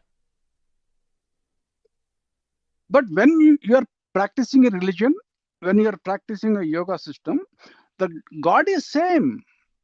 God is not different here. Mais dans les deux cas, Dieu est le même. Il n'y a pas de différence. As I said earlier, depending upon which kind of religion you are practicing, some may be worshipping the divine as a father, some may be worshipping the divine as a teacher, some may be worshipping the divine as a mother. And when you come onto the path of yoga, the same divine is now being worshipped in the concept of a guru.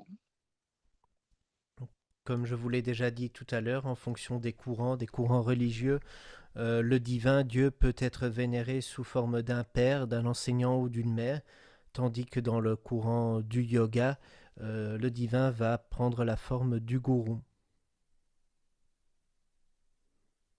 So that's the thing. It is that concept of Guru Tattva which needs to be ingrained in the mind of every practitioner. Et c'est donc ce concept de la Guru Tattva qui doit être semé dans le cerveau de chacun des chercheurs spirituels, des pratiquants de yoga. You know, there is a famous saying, for every human being to free oneself from Maya or the illusion, basically there are only three requirements: a human birth, the desire to free oneself. Third is Guru. That's it. It is only a matter of time thereafter. Vous savez, il y a un dicton qui dit que chaque être humain, pour se libérer de Maya, il a besoin de trois choses. Il a besoin de prendre naissance sous forme d'être humain, de la volonté de se libérer et d'un gourou. Ensuite, tout n'est plus qu'une question de temps.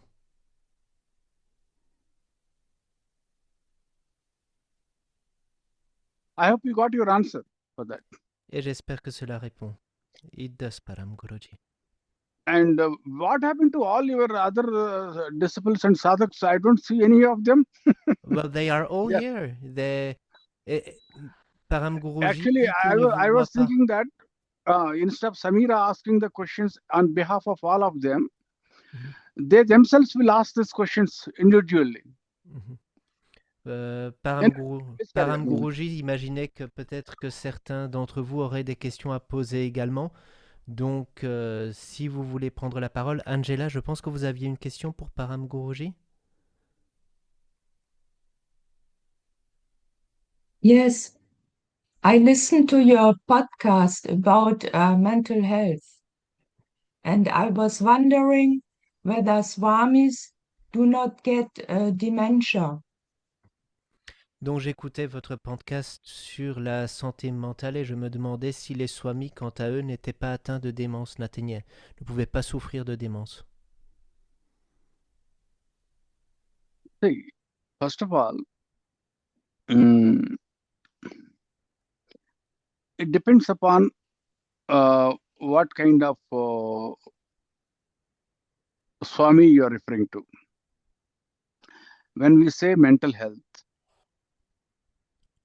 you know that once the mental health is disturbed, there's no more yoga practice cannot be undertaken now.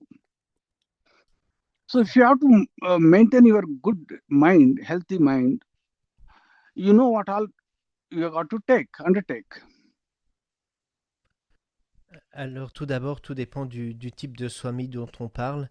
Et puis, il est évident que lorsqu'on a un problème de santé mentale, alors il n'est plus possible de pratiquer le yoga. Well, I understood that we have to sit in Satan and focus on our guru, and as long as we follow our guru and practice, it will be fine. And so I thought if people who meditate a lot, maybe they don't get dementia. Donc moi, je me disais que j'ai cru comprendre plutôt que lorsque l'on s'asseyait en sadhana et que l'on méditait beaucoup, on ne pouvait pas souffrir de démence. Et donc, je voulais avoir votre opinion là-dessus.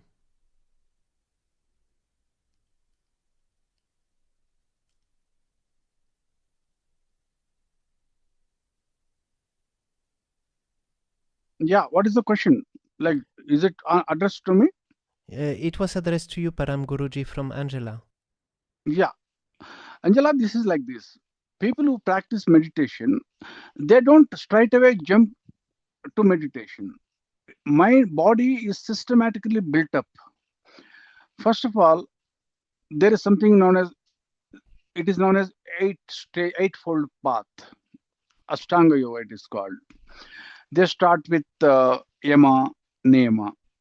Means Yama, Niyama means Yama means what?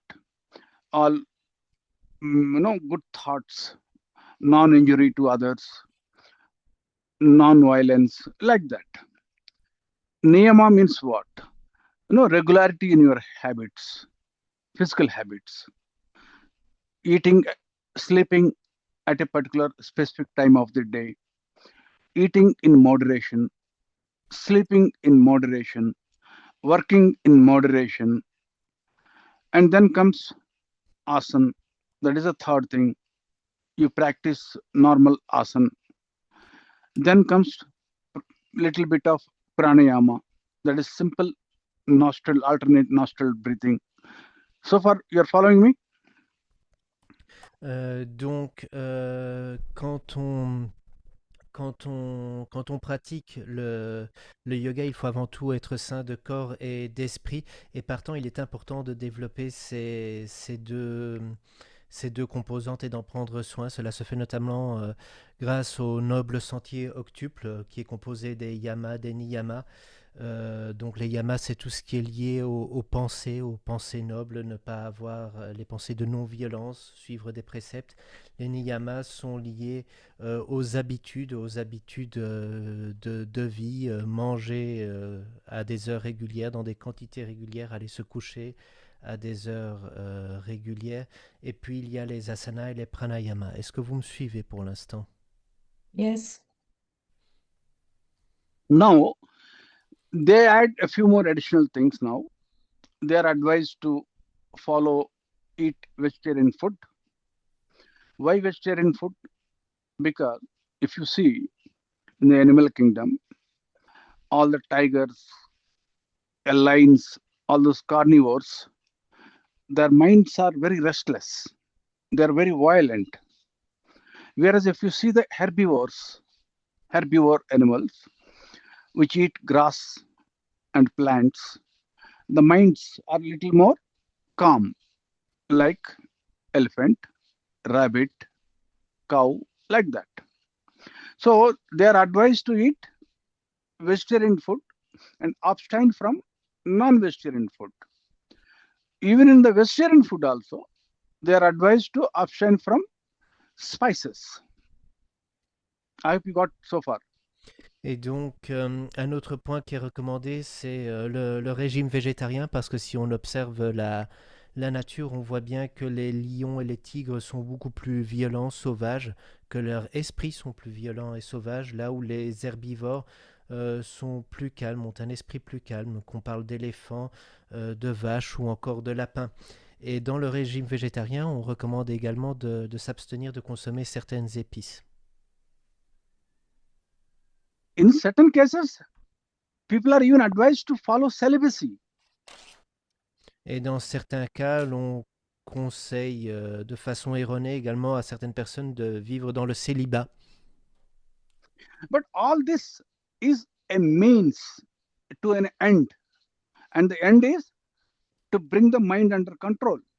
Et encore une fois, tout ça, ce sont des moyens pour arriver à une fin. Et quelle est cette fin? Arriver à contrôler l'esprit. So, you see, the meditation which you have been mentioning, it starts after all this. Et donc la méditation, elle commence justement après tout cela. Without these preparatory steps, if someone tries to meditate directly, it is a futile attempt actually. Et donc si quelqu'un tente de méditer sans ces étapes préparatoires, c'est un exercice voué à l'échec en réalité.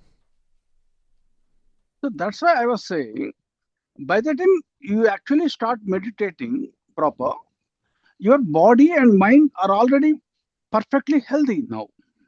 Et donc lorsque l'on médite, c'est que l'esprit et le corps sont en réalité en bonne santé.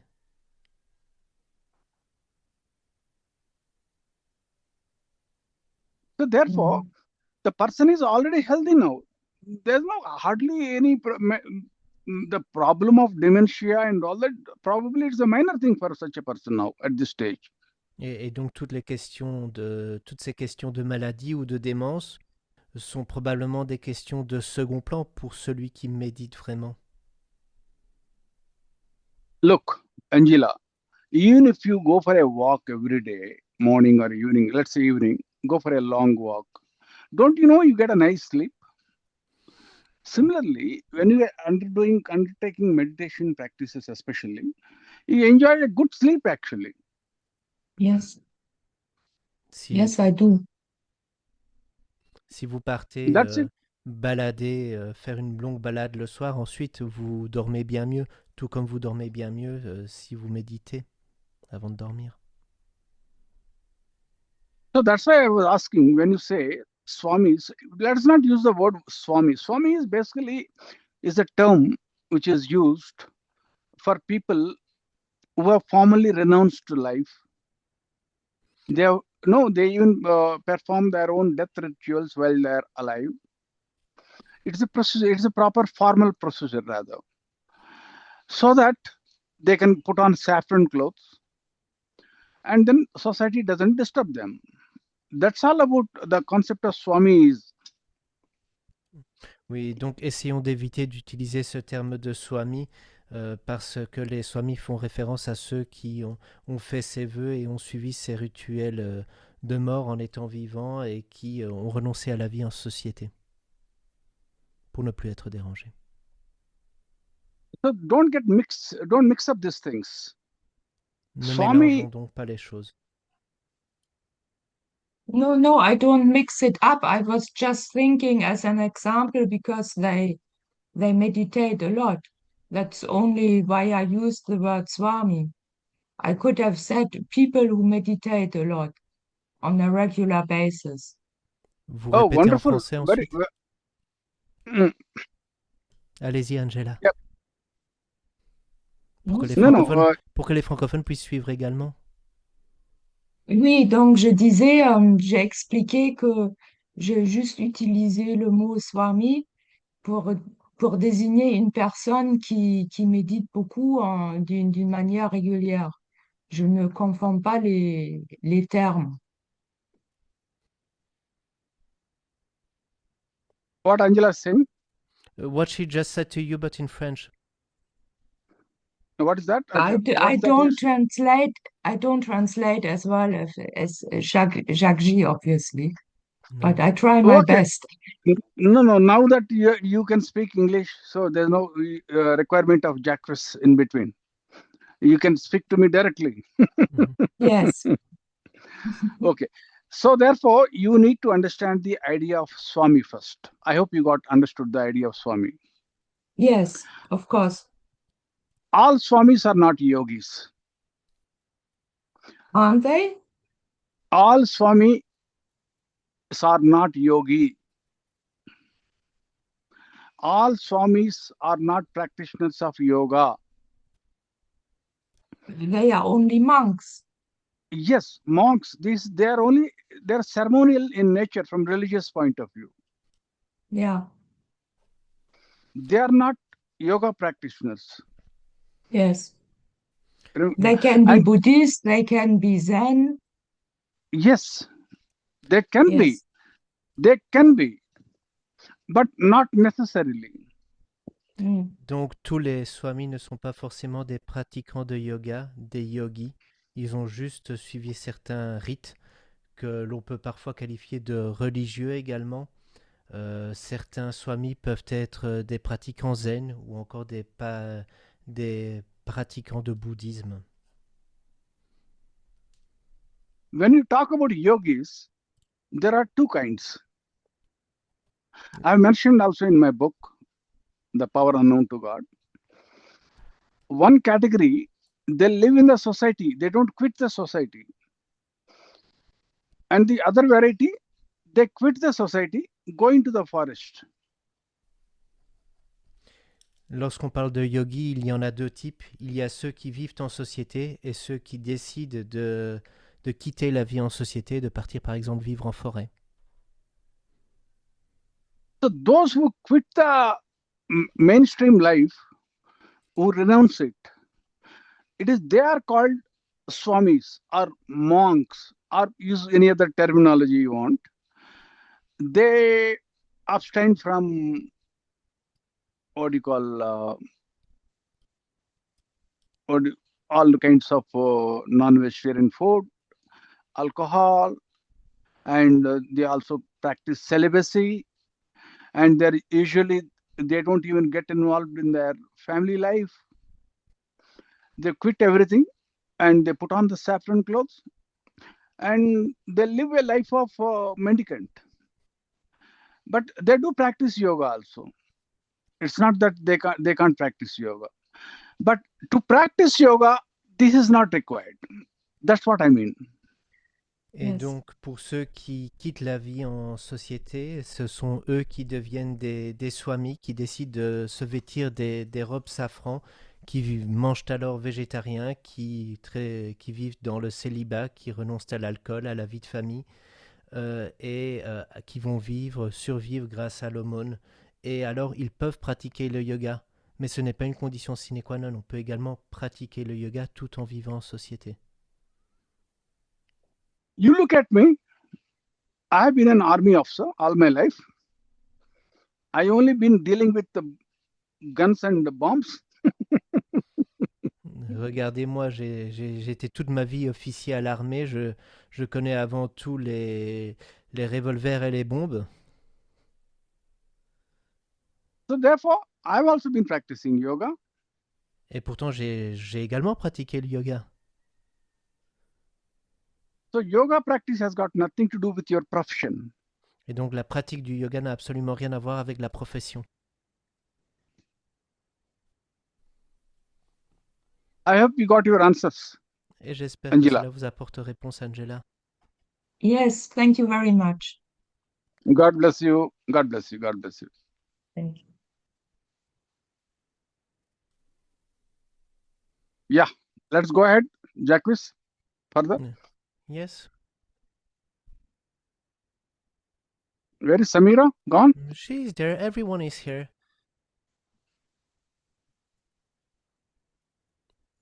Samuel, Luc, Mélissandre, Jacob, voulez-vous dire bonjour à paramguruji pour qu'il vous voie puisqu'il ne vous voit pas à l'écran?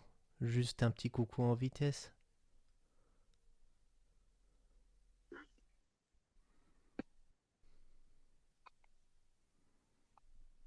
They are going to say hi, paramguruji, since you don't see them, but they are here.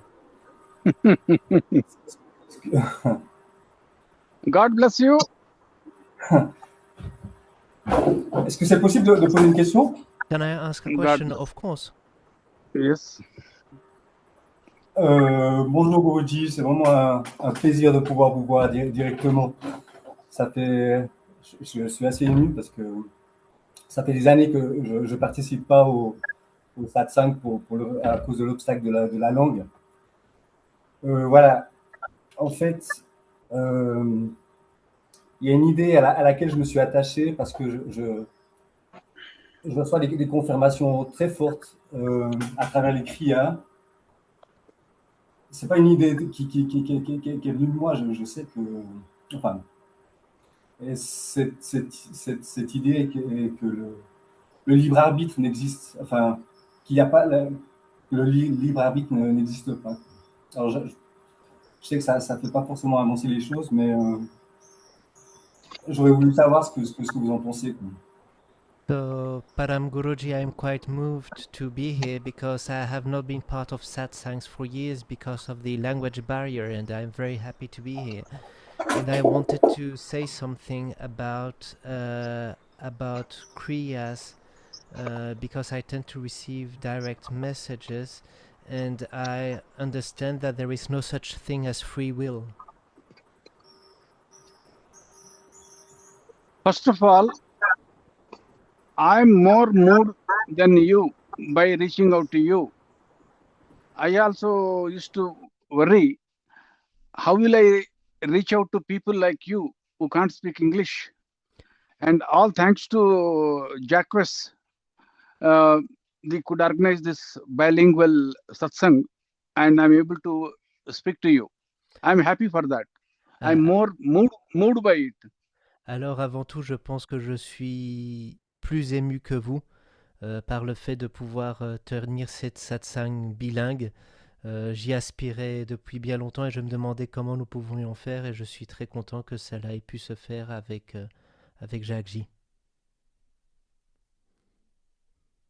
And yes, what you said is right. There is something known as free will, but not in its absolute existence. Free will is there, but it has got no absolute life of its own. What I mean to say, free will is simply like a medium.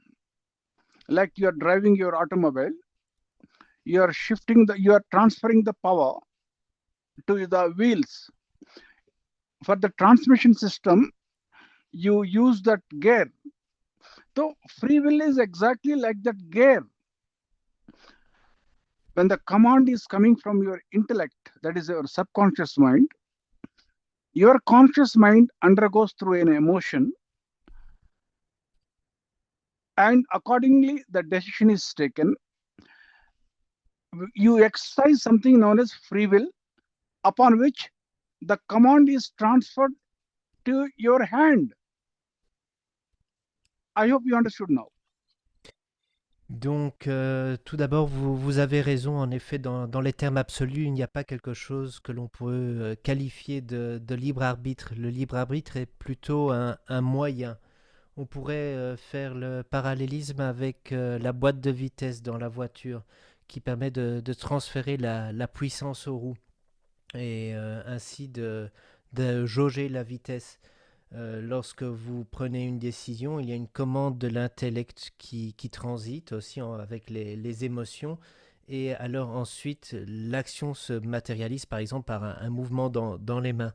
Mais c'est à ce niveau-là qu'on peut dire qu'il y a le libre arbitre. J'espère que vous me suivez. Unfortunately, Malheureusement, because of egoism, alors malheureusement à cause de l'égoïsme, à cause de l'ego, people think that they can make things happen. les gens pensent qu'ils peuvent concrétiser certaines choses, faire que certaines choses se produisent. They misunderstand the concept of free will because it is tinged with egoism. They think that they can make things happen when in reality they have no power at all. Et donc, ils comprennent de travers ce concept de libre arbitre parce qu'il est empreint d'ego, ils pensent qu'ils peuvent faire que certaines choses se produisent.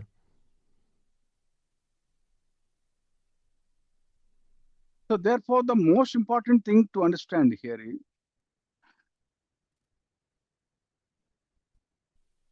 Et c'est pourquoi la chose la plus importante à comprendre ici, c'est que let the kriyas manifest the way they are supposed to manifest. nous n'avons Let qu'à the laisser... destiny unfold. You remain in a state of witness. Nous n'avons qu'à laisser les kriyas et le destin se manifester tel quel et simplement être observateur, témoin. The best thing you can do is don't interfere at least. La meilleure chose que vous puissiez faire, c'est de ne pas interférer. I hope you got your answer. Et j'espère que cela vous apporterait réponse, Samuel. Oui, parfaitement. Magnifique réponse. Merci beaucoup, paramguruji. Yes, wonderful answer. Thank you very much, paramguruji. God bless you. Thank you.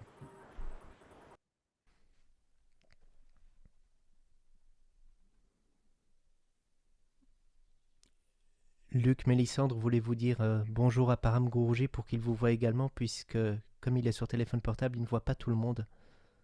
Jacob également. Bonjour. God bless you. Mélissandre.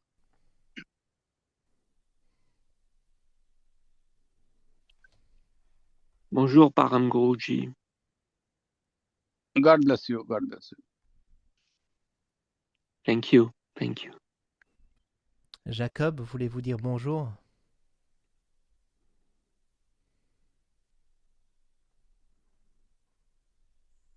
I will put him on the screen because his microphone doesn't seem... Il faut que j'accuse quelque part ou bien on m'entend directement? On vous entend maintenant. Allez-y. Ah, on m'entend, d'accord. Je voudrais poser une question.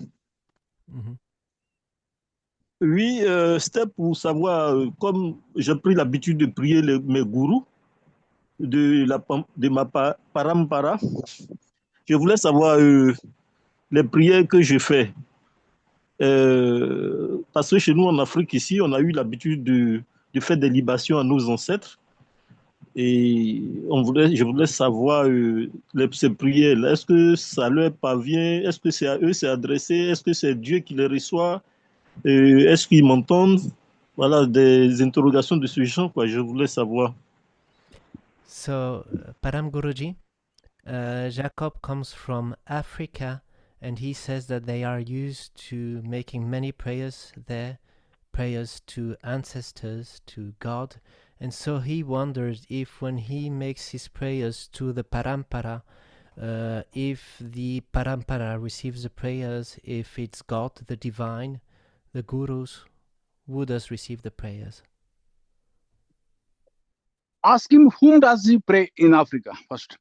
Alors, Jacob, une première question pour vous. À qui priez-vous d'habitude en Afrique? Non, en Afrique en général, soit ce ne sont pas des prières, mais bon, ce sont des libations. Ça veut dire que c'est une invocation qu'on fait souvent aux parents, versant peut-être de l'eau ou bien de la boisson pour leur parler. Voilà, Okay. quelque chose comme ça. Voilà, c'est So, une technique, mais voilà. Allez-y. so in Africa, they also proceed to invocations. It's not prayers per se. Invocations they might do to their ancestors, to the father, using water or other liquids as well. Guru is same thing. Eh bien, c'est la Guru même is chose avec le everything. gourou.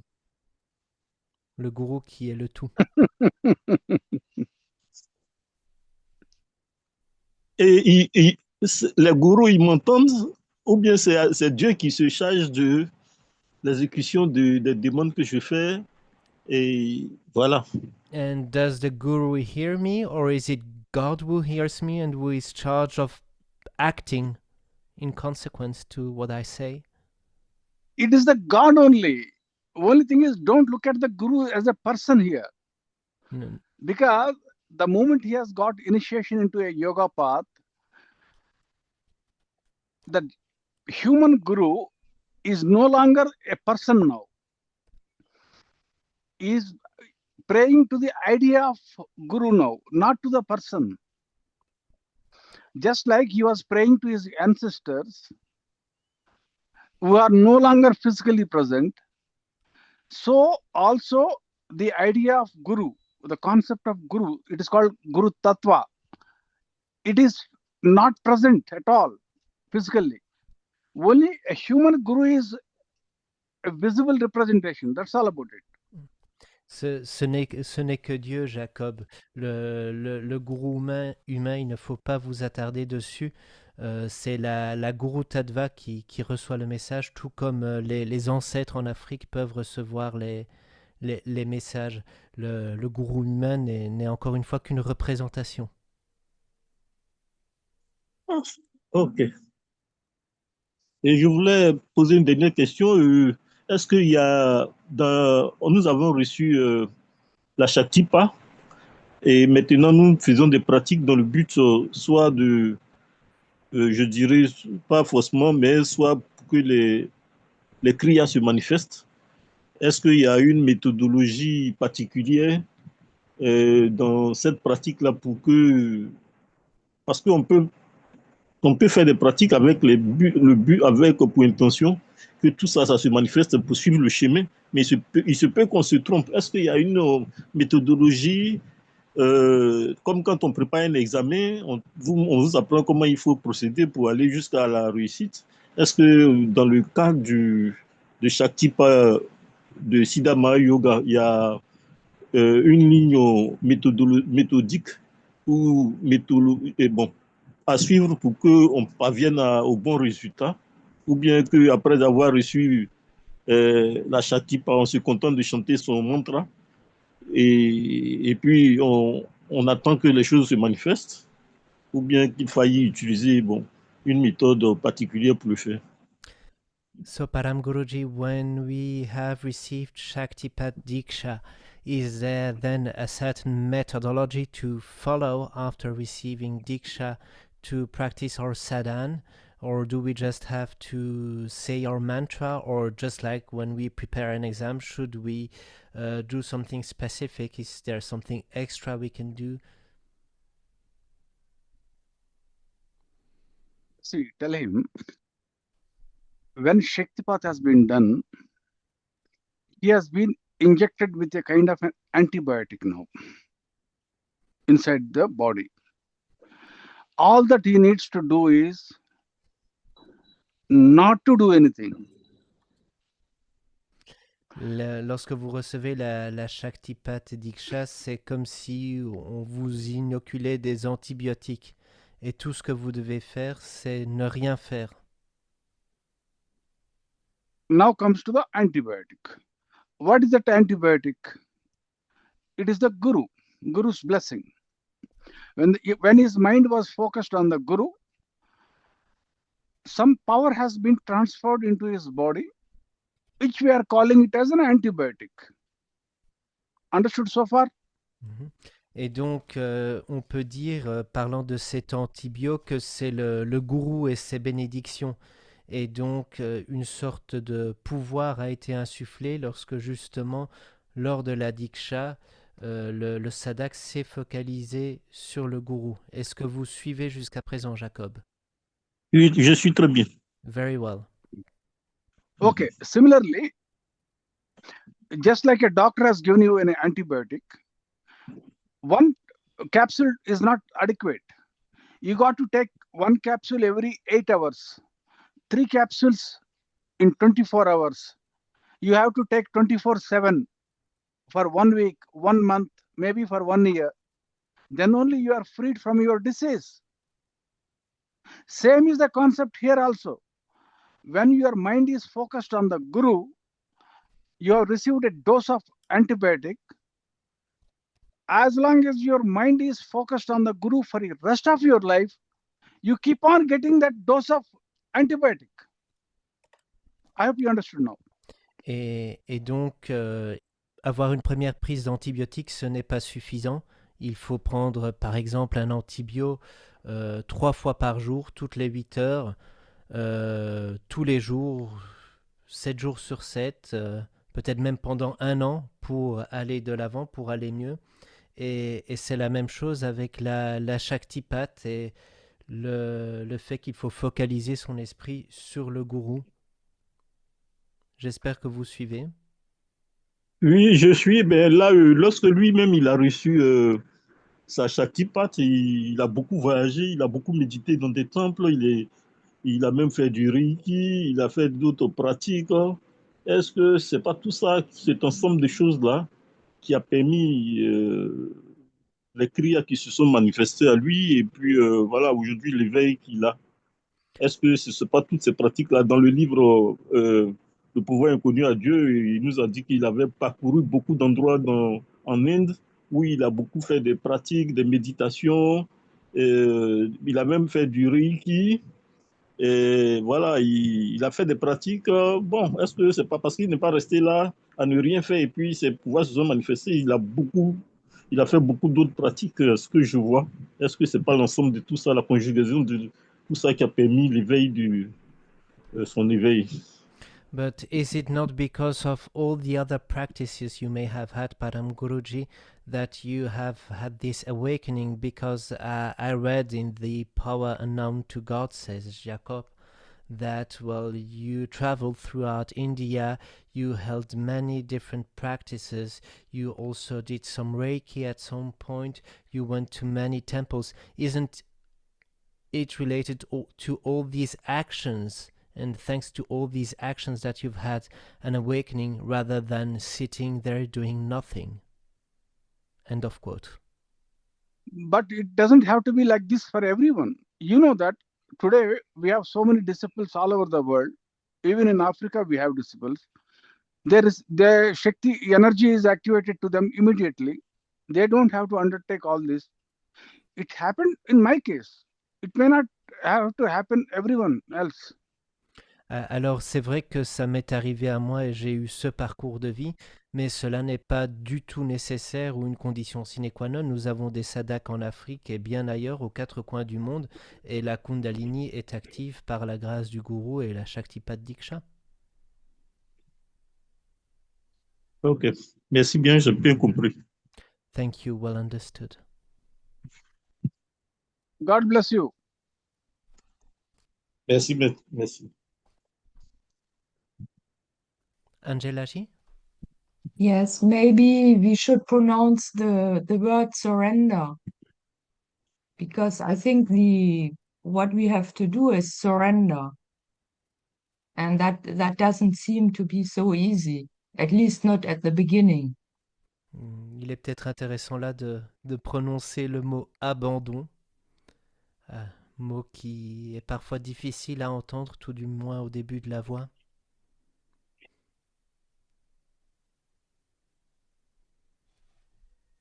See, Angela, the act of surrender itself is a blessing by itself. The ability to surrender itself is a blessing. That means you can't force the God, just like you can't force the God. You can't force the divine. The ability to surrender to the divine, why it is called as it's a blessing by itself. The reason is, by the act of surrendering to the God, God himself is surrendering to you here. It is a simultaneous action. That means you walk close to the fire, the warmth automatically enters your body. Similarly, the moment you start surrendering to the divine itself is surrendering to Angela now here. I hope you got the concept.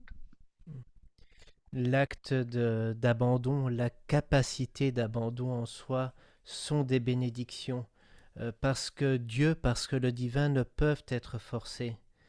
Pourquoi est-ce que l'acte et la capacité d'abandon sont des bénédictions en soi? Eh bien simplement parce que lorsqu'on s'abandonne à Dieu, Dieu s'abandonne à nous. C'est un petit peu comme si on marche à côté d'un feu. La chaleur de ce feu peut justement pénétrer notre corps. Similarly, for example, when you go off to sleep, what is happening here? From your waking state, your mind is drifting into dream state, from dream state to sleep state. And you can't order that sleep state. You only mentioned the word dementia earlier. To get a good sleep, you got to be lucky, right? So therefore, what you can do at the best, undertake the necessary steps. Go for a walk in the evening, go for a long walk, you get a good sleep. The chance increases. Ensure that the room is comfortable. Ensure that there are no insects flying around. Your ecosystem should be conducive, and it shouldn't disturb yours from entering into sleep state. That's all a human being can do. Whatever he can do, he will undertake the necessary steps. Whether he gets the sleep, whether the mind drifts into beautiful, wonderful, deep sleep or not, it is not in our control. Same is the case with the case of self-surrender also. You do whatever you can from your side. Constantly keep your mind focused on the Guru. That's what I've been trying. I've been right from the beginning of today's satsang. I've been trying to tell the same thing. Anchor your mind around the concept of Guru Tattva. Let mind not drift away from the concept of Guru Tattva. Then that blessing of Guru Tattva will keep sucking you into the depths of surrender. You can't surrender yourself forcefully. That will be a superficial surrender. It has to happen naturally. If someone says, I'm exercising self-surrender, that doesn't happen that way. It happens unconsciously. I hope you got the answer now. Jacuzzi, Yes, please convert it into French also for the benefit of all others. of course, of course.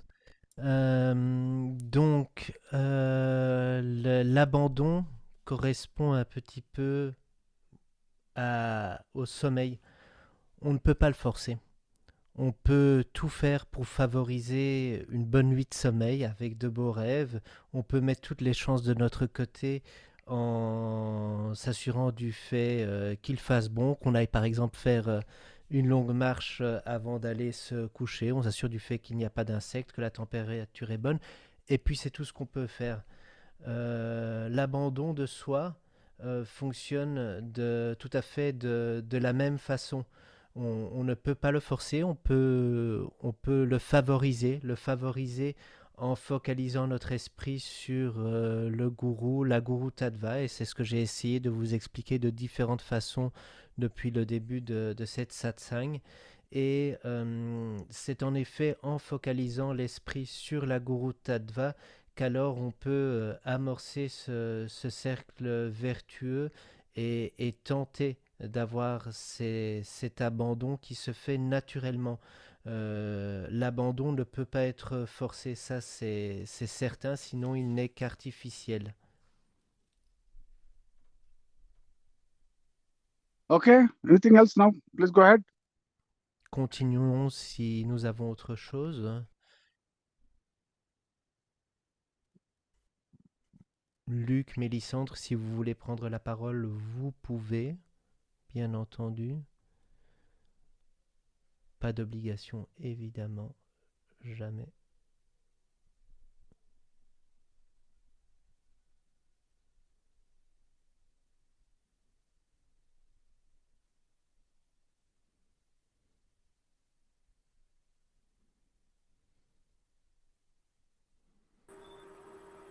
Moi, j'aurais une question, quoi.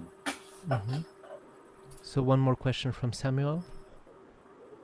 Yeah, please go ahead.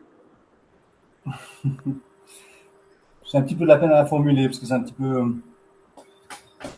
peu ambigu. Mais est-ce que le fait de communiquer directement avec Dieu et de recevoir des réponses directes, est-ce que c'est considéré comme un CD dont on doit essayer de se détacher, ou plutôt comme une bénédiction bienvenue?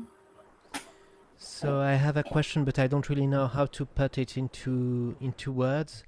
The fact that one is able to directly communicate with God and receive direct answers, should this be considered as a CD one should be detached from and remain away from, or should this be considered as something, a gift, a blessed gift, a blessing?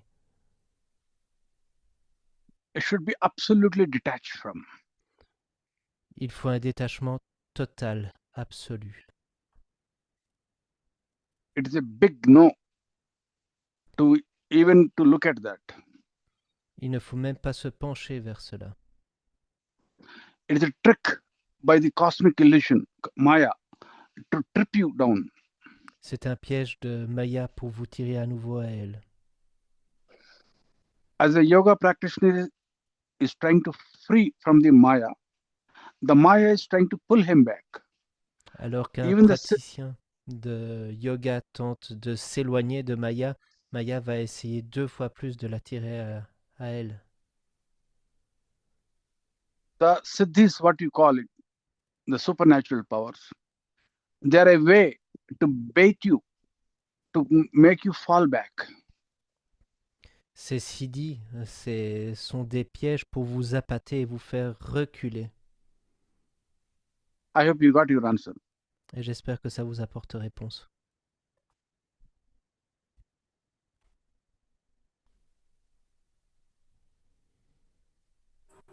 Oui, merci beaucoup. Yes, thank you very much, paramguruji. Blessing means freedom. Blessing means not someone giving you candy, because you are all powerful. You don't need someone to give you candy. Une bénédiction, c'est la toute-puissance. Ce n'est pas des bonbons qu'on vous donne. La bénédiction, c'est la liberté. La liberté parce que vous êtes tout-puissant. Vous n'avez pas besoin qu'on vous donne des petits bonbons. You are the eternal power. You are the eternal soul. You are the all-powerful. No, there is no other power which can come to you from external agencies. Vous êtes la toute-puissance. Vous êtes l'âme pleine et entière. Vous n'avez pas besoin de chercher ou de recevoir quelque chose qui vient d'une force extérieure. Whatever happens externally is only a distraction for you. Ce qui se passe vient de dehors n'est qu'une distraction pour vous. That's it. Et voilà. Okay, thank you.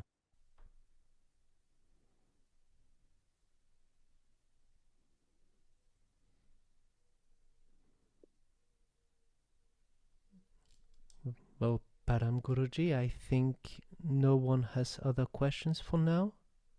A-t-on d'autres questions?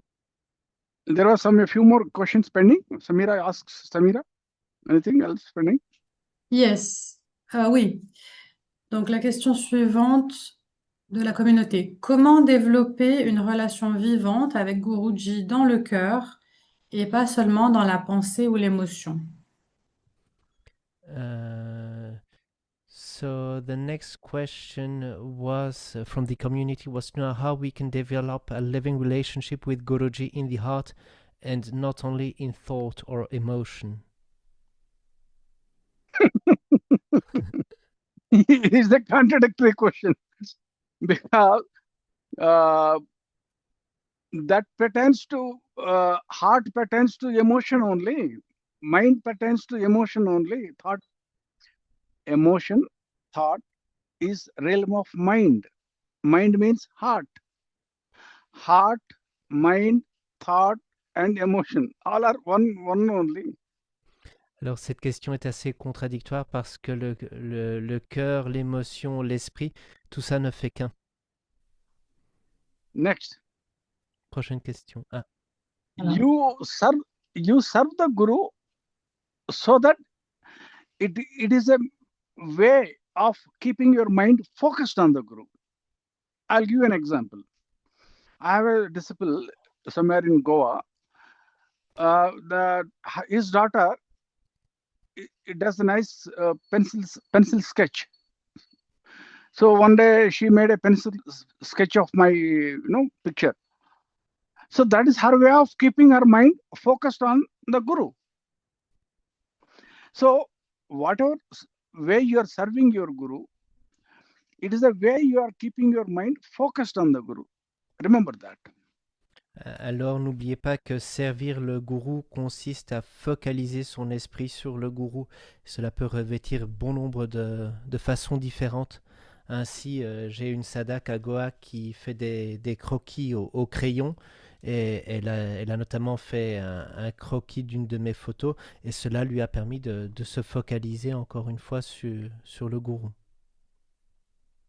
So therefore, mind, heart, thought, emotion, the same. Et donc partant, le cœur, l'esprit et les émotions ne font qu'un. But do it without any tinge of egoism, purely for the sake of keeping your mind focused on the Guru. Otherwise, it will become a karma now. Et agissez sans ego pour servir le gourou, sinon vous créerez à nouveau du karma. I hope you got answer for your question. Et j'espère que cela répond. It does, paramguruji. Alors, la question suivante. Que faire lorsque l'on ressent de la distance intérieure avec Guruji ou avec la pratique? The next question is what should we do when we feel inner distance from Guruji or from the practice? No, I don't understand. Repeat the question. What should we do when we feel distance from Guruji or from the practice? See, human mind keeps wavering. I said it's like a monkey. Don't worry about that. It undergoes through various mood swings. What you're referring to is only basically mood swing. Hold on. That's where your tenacity comes into play. Okay. And as I said, anchor your mind around the Guru by undertaking various activities which are related to the Guru. For example, if you're a singer, compose a beautiful music or a song in the name of your Guru. If you're a painter, paint your Guru's picture. If you're a poet, write some poem describing your Guru. If you're a writer, write something spreading the message of your Guru. If you are an expert in digital marketing, spread the message of your Guru. Like that. Do whatever you can serve the Guru so that the mind is kept focused on the Guru. That is the idea, central idea. Don't deviate from that. Donc cette question, elle est liée à ce qu'on pourrait simplement qualifier de saute d'humeur, parce que l'esprit, encore une fois, est comme un singe qui va dans tous les sens, et donc c'est là que la ténacité est essentielle, et c'est là que le service au gourou est essentiel. Mais le service peut prendre, encore une fois, de très nombreuses formes. Si on est chanteur, on peut composer une chanson. Si on est peintre, on peut peindre un portrait. Si l'on est expert en marketing digital, on peut tenter de communiquer le message de la parampara. Si on est poème, on peut tenter de relayer on peut tenter de relayer le message ou d'écrire un poème. Et ce, encore une fois, afin de canaliser l'esprit.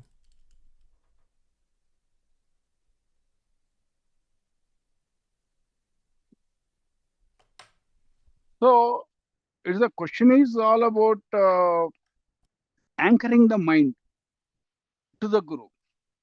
Et le but est donc d'ancrer l'esprit sur le gourou. Just remember what happened, under what conditions the Shaktipat has taken place for you. That is, your mind was focused on your Guru. Your mind was surrendered to the divine. And then the Shaktipat has happened. That's it. Live that moment for the rest of your life. Souvenez-vous de quand vous avez reçu Shaktipat, votre esprit était focalisé, ancré sur le gourou, et les choses se sont produites, et vous pouvez tenter simplement de revivre cela par la même focalisation.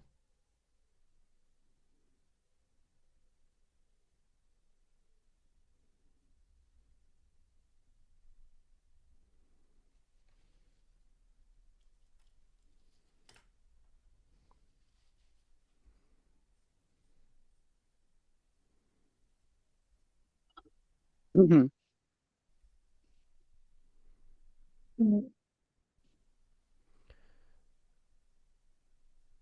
Paramguruji, I think there was another question. There were many, but there was one question related to responsibilities of sadhaks. What are the responsibilities of sadhaks who have received teachings or diksha? Il y avait plusieurs questions qui sont très quand même plutôt redondantes, mais il y en avait notamment une qui disait: quelle est la responsabilité des sadhaks qui ont reçu l'enseignement de Guruji ou la diksha? You'll have to repeat the question. I haven't understood. What is the responsibility of sadhaks who have received the teachings or diksha? Are there any? Yes, of course. See,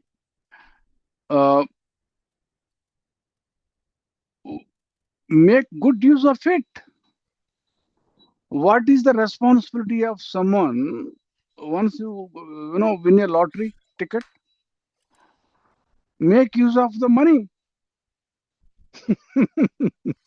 Donc il y a une responsabilité, c'est d'en faire bon usage, tout comme quand on gagne au loto, notre responsabilité est d'utiliser cet argent à bon escient. A guru is like a lamp. It will keep on like a candle, you can call it. It will keep on lighting any number of candles. The guru doesn't lose its flame, its brilliance. The original candle flame will remain as it is, but it can light any number of candles. So it is for the benefit of the other candles now. Le gourou est comme une bougie, il peut allumer d'innombrables bougies, il ne va pas pour autant perdre sa flamme, mais ensuite il incombe aux autres flammes de continuer de briller. So if other candles are being lighted, what will happen to the original candle? It is not going to get any extra brilliance. Et que va-t-il se passer avec la flamme initiale si elle a allumé d'autres flammes? Elle ne va pas devenir plus brillante. It is neither getting extra brilliance, neither losing its original brilliance now. Elle ne va pas non plus s'assombrir. So therefore, when someone receives initiation, they're a blessed lot. Make use of it. Do practice. Spiritually grow up. And that is the best gift you can give to your guru. Et partant, lorsque vous avez reçu la diksha, pratiquer, c'est la meilleure forme de service que vous puissiez faire. I hope the question has been answered. It is paramguruji. Samira, où en sommes-nous? Est-ce qu'il y a encore une question importante, à ton avis? Do we have any other important question here, or have we tackled everything?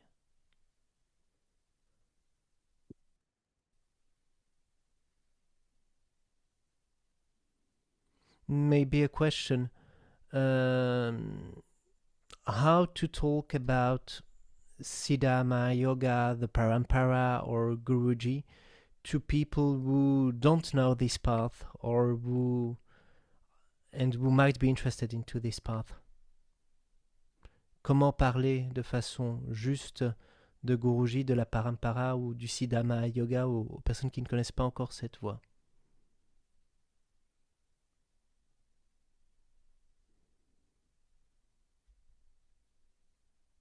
So, for me, the question, you already asked the question? Yes, Param Guruji. What is the right way to talk about Guruji, the Parampara, or Siddhama Yoga to people who don't know this path? Just like what we are doing right now. Ce qu'on fait ici, justement. You are living so far away, thousands of kilometers away. Make use of the technology. This is the best.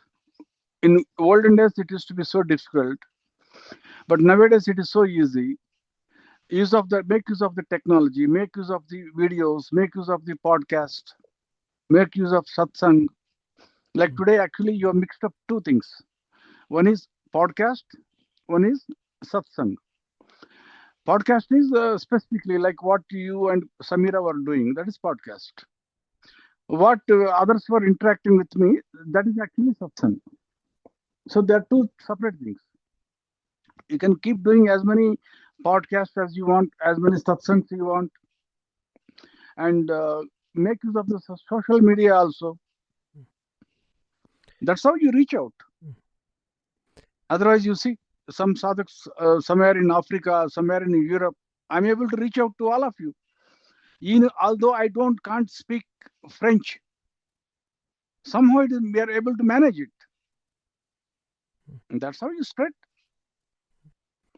Pour communiquer, on peut justement faire ce que l'on fait ici aujourd'hui, en utilisant les outils numériques. On peut également utiliser les médias sociaux. Et puis, on peut faire des podcasts ou des satsangs, voire comme aujourd'hui combiner les deux, car aujourd'hui, c'est une combinaison de ces deux choses que l'on fait, étant donné que la première partie était plus introductive avec Samira, et ensuite il y a eu des échanges plus directs qui correspondent davantage à une satsang.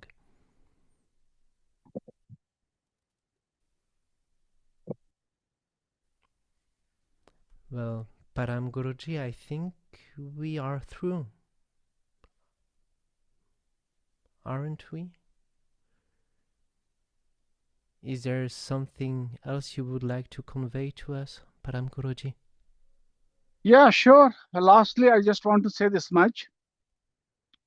See, you modify your daily life little bit so that things become easy. Otherwise, you'll have to put in special effort. Every day you have to, exclusive effort you have to put in. Starting from, like I will tell you what I do. I wake up in the morning. Before I open my eyes, I visualize the picture of my Guruji. Then only I open my eyes. When I have a glass of water, I offer it to my Guruji before taking the sip of water. When I have a cup of coffee, I offer it to my Guruji and then only drink coffee. When I step out of my house, I wish invoke the blessings of my Guruji. When I get into my car, I invoke the blessings of my Guruji. When I have to go into my office, I used to invoke the blessings of my Guruji. When I sign an important document, I used to. When I am happy, I used to remember my Guruji. When I am sad, I used to remember my Guruji. That's it. Morning to night, before go off to sleep, again remember your Guruji before drifting off into sleep. So without any special effort, morning to night, you are end up remembering your Guruji so many times. Oui, je n'ajouterai qu'une seule chose, c'est de vous inviter à changer une toute petite chose dans votre vie pour la rendre plus facile au final. Moi, par exemple, avant de me réveiller, ou plutôt avant d'ouvrir mes yeux au réveil, je visualise mon Guruji. Avant de prendre une gorgée d'eau ou de café, pardon, je l'offre à mon Guruji. Lorsque je sors de chez moi, je demande la bénédiction de Guruji, tout comme quand je prends la voiture ou quand j'allais au travail ou avant de signer un document important. Lorsque je suis heureux, je me souviens de Guruji. Lorsque je suis triste, je me souviens de Guruji.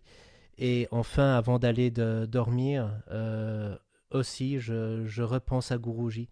Et ainsi, au final, avec ces petites choses très faciles, sans effort, au final, je peux avoir ce rapport à Guruji et me souvenir de lui et avoir donc cette pratique.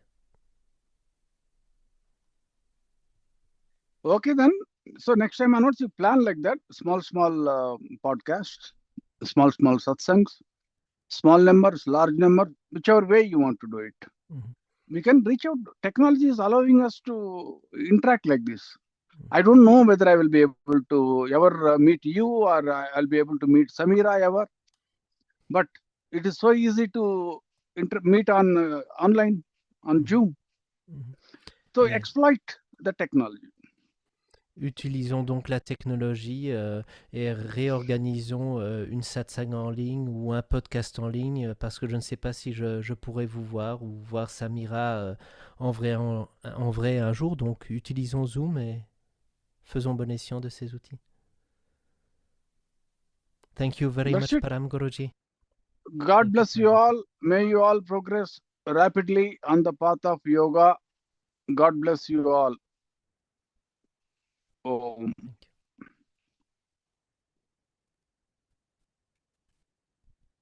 Thank you. Thank you very Please convey my much. blessings also in French.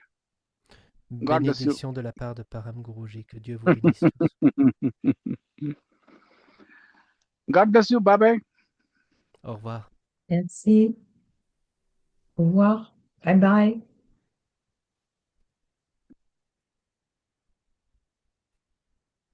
Merci Jacques et meilleures salutations à tous les autres. Angela, ça déjà. Tu arrêtes